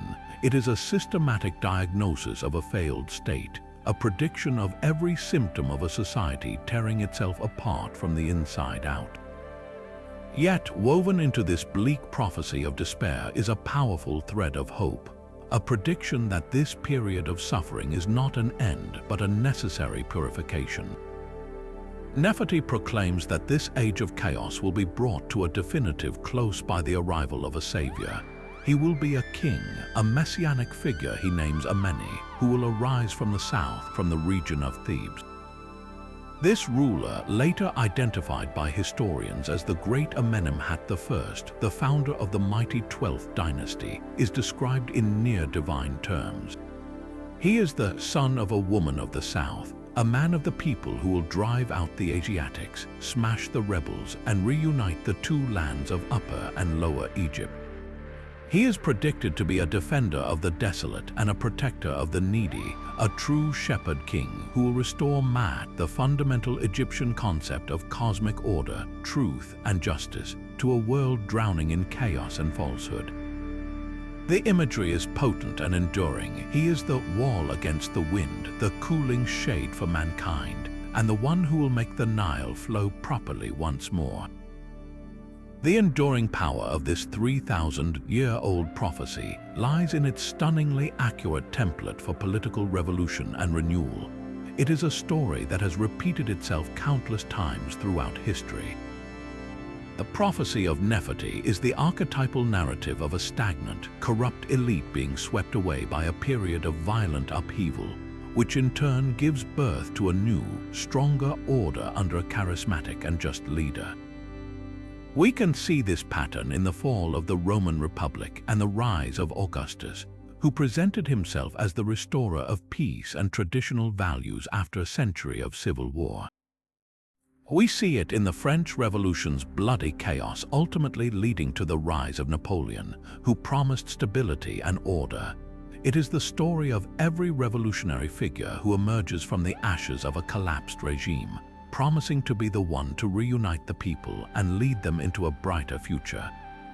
The text predicts not a specific event, but a cyclical pattern of human social and political behavior, a timeless dance between decay and rebirth that feels as relevant today as it did on the banks of the ancient Nile. Ultimately, the prophecy of Nefertiti is a masterwork of political ideology disguised as a mystical prediction. It was almost certainly written during or just after the tumultuous First Intermediate Period, a time of actual fragmentation and strife that preceded the stable Middle Kingdom. By backdating the prophecy to the revered Sneferu and having it accurately predict the rise of the current ruling dynasty, the scribes created a powerful piece of propaganda. It legitimized the reign of Amenemhat I by framing him not as a usurper or a mere politician, but as a prophesied savior, the fulfillment of a divine plan to rescue Egypt from darkness. It was a message to the people: your suffering had a purpose, and your new king is the answer foretold by the wisest sages of old. This ancient text, therefore, achieves something remarkable. It is simultaneously a stark warning about the fragility of civilization, a hopeful promise of a redeemer, and a brilliant political tool, proving that the power to predict the future is often the ultimate key to controlling the present. From the stormy seas navigated by Polynesian voyagers to the quiet intensity of a Norse rune cast, from the grand cosmic cycles of the Kali Yuga to the intimate revelations of a vision quest, our journey through these 30 remarkable predictions has revealed a profound truth about our ancestors. They were not primitive people groping in the dark. They were keen observers, brilliant mathematicians, and deep spiritual thinkers who developed sophisticated systems for understanding their place in the cosmos and anticipating what might come next. Whether it was the Babylonians calculating eclipses with mathematical precision, the Maya envisioning time on a scale that still staggers the imagination, or the Etruscans seeking divine will in the lobes of a liver, these civilizations were united by a shared, powerful desire to peer beyond the horizon of the known. What is perhaps most striking is how their intuitive, astronomical, and spiritual knowledge so often aligns with the very fabric of our modern world. The Hopi warnings of a spider's web connecting the globe and a black liquid poisoning the sky feel less like ancient folklore and more like urgent memos from the past. The Zoroastrian vision of a great, world-renewing frashocracy echoes in our contemporary dreams of ecological restoration and global harmony. The psychological insights of the Tibetan Book of the Dead find a startling mirror in modern near-death experiences, suggesting a universal human experience at the threshold of life. These are not mere coincidences, they are testaments to a different way of knowing, one that integrated the empirical with the spiritual, the logical with the intuitive, to create a holistic understanding of a universe in flux. These 30 examples challenge us to expand our own definition of knowledge and prediction. They ask us to consider that the future might not only be forecast through data algorithms, but also sensed through a deep connection to natural cycles, to the human psyche, and to the subtle patterns of the world around us. The ancients teach us that prophecy is rarely about knowing a fixed, unchangeable destiny. More often, it is about diagnosing the present, understanding the consequences of our actions, and recognizing the cyclical patterns of history, society, and the human heart. Their legacies, the Antikythera Mechanism, the Oracle Bones, the Sibylline Books, are more than artifacts. They are invitations to wonder, to question, and to remember that the desire to shape our destiny is one of the most enduring and human impulses of all. Now we turn the question over to you. Which of these ancient predictions resonates most deeply? Was it the chillingly accurate environmental warnings of the Hopi, the mathematical genius of the Babylonians, the tragic self-fulfilling prophecy of the Aztecs, or perhaps the timeless psychological wisdom of the Egyptian dream book? Share your thoughts and the prediction you find most compelling down in the comments below. We read every single one. Thank you for joining us on this incredible journey through time. Remember to like this video and subscribe to the channel for more explorations into history's greatest mysteries. Until next time.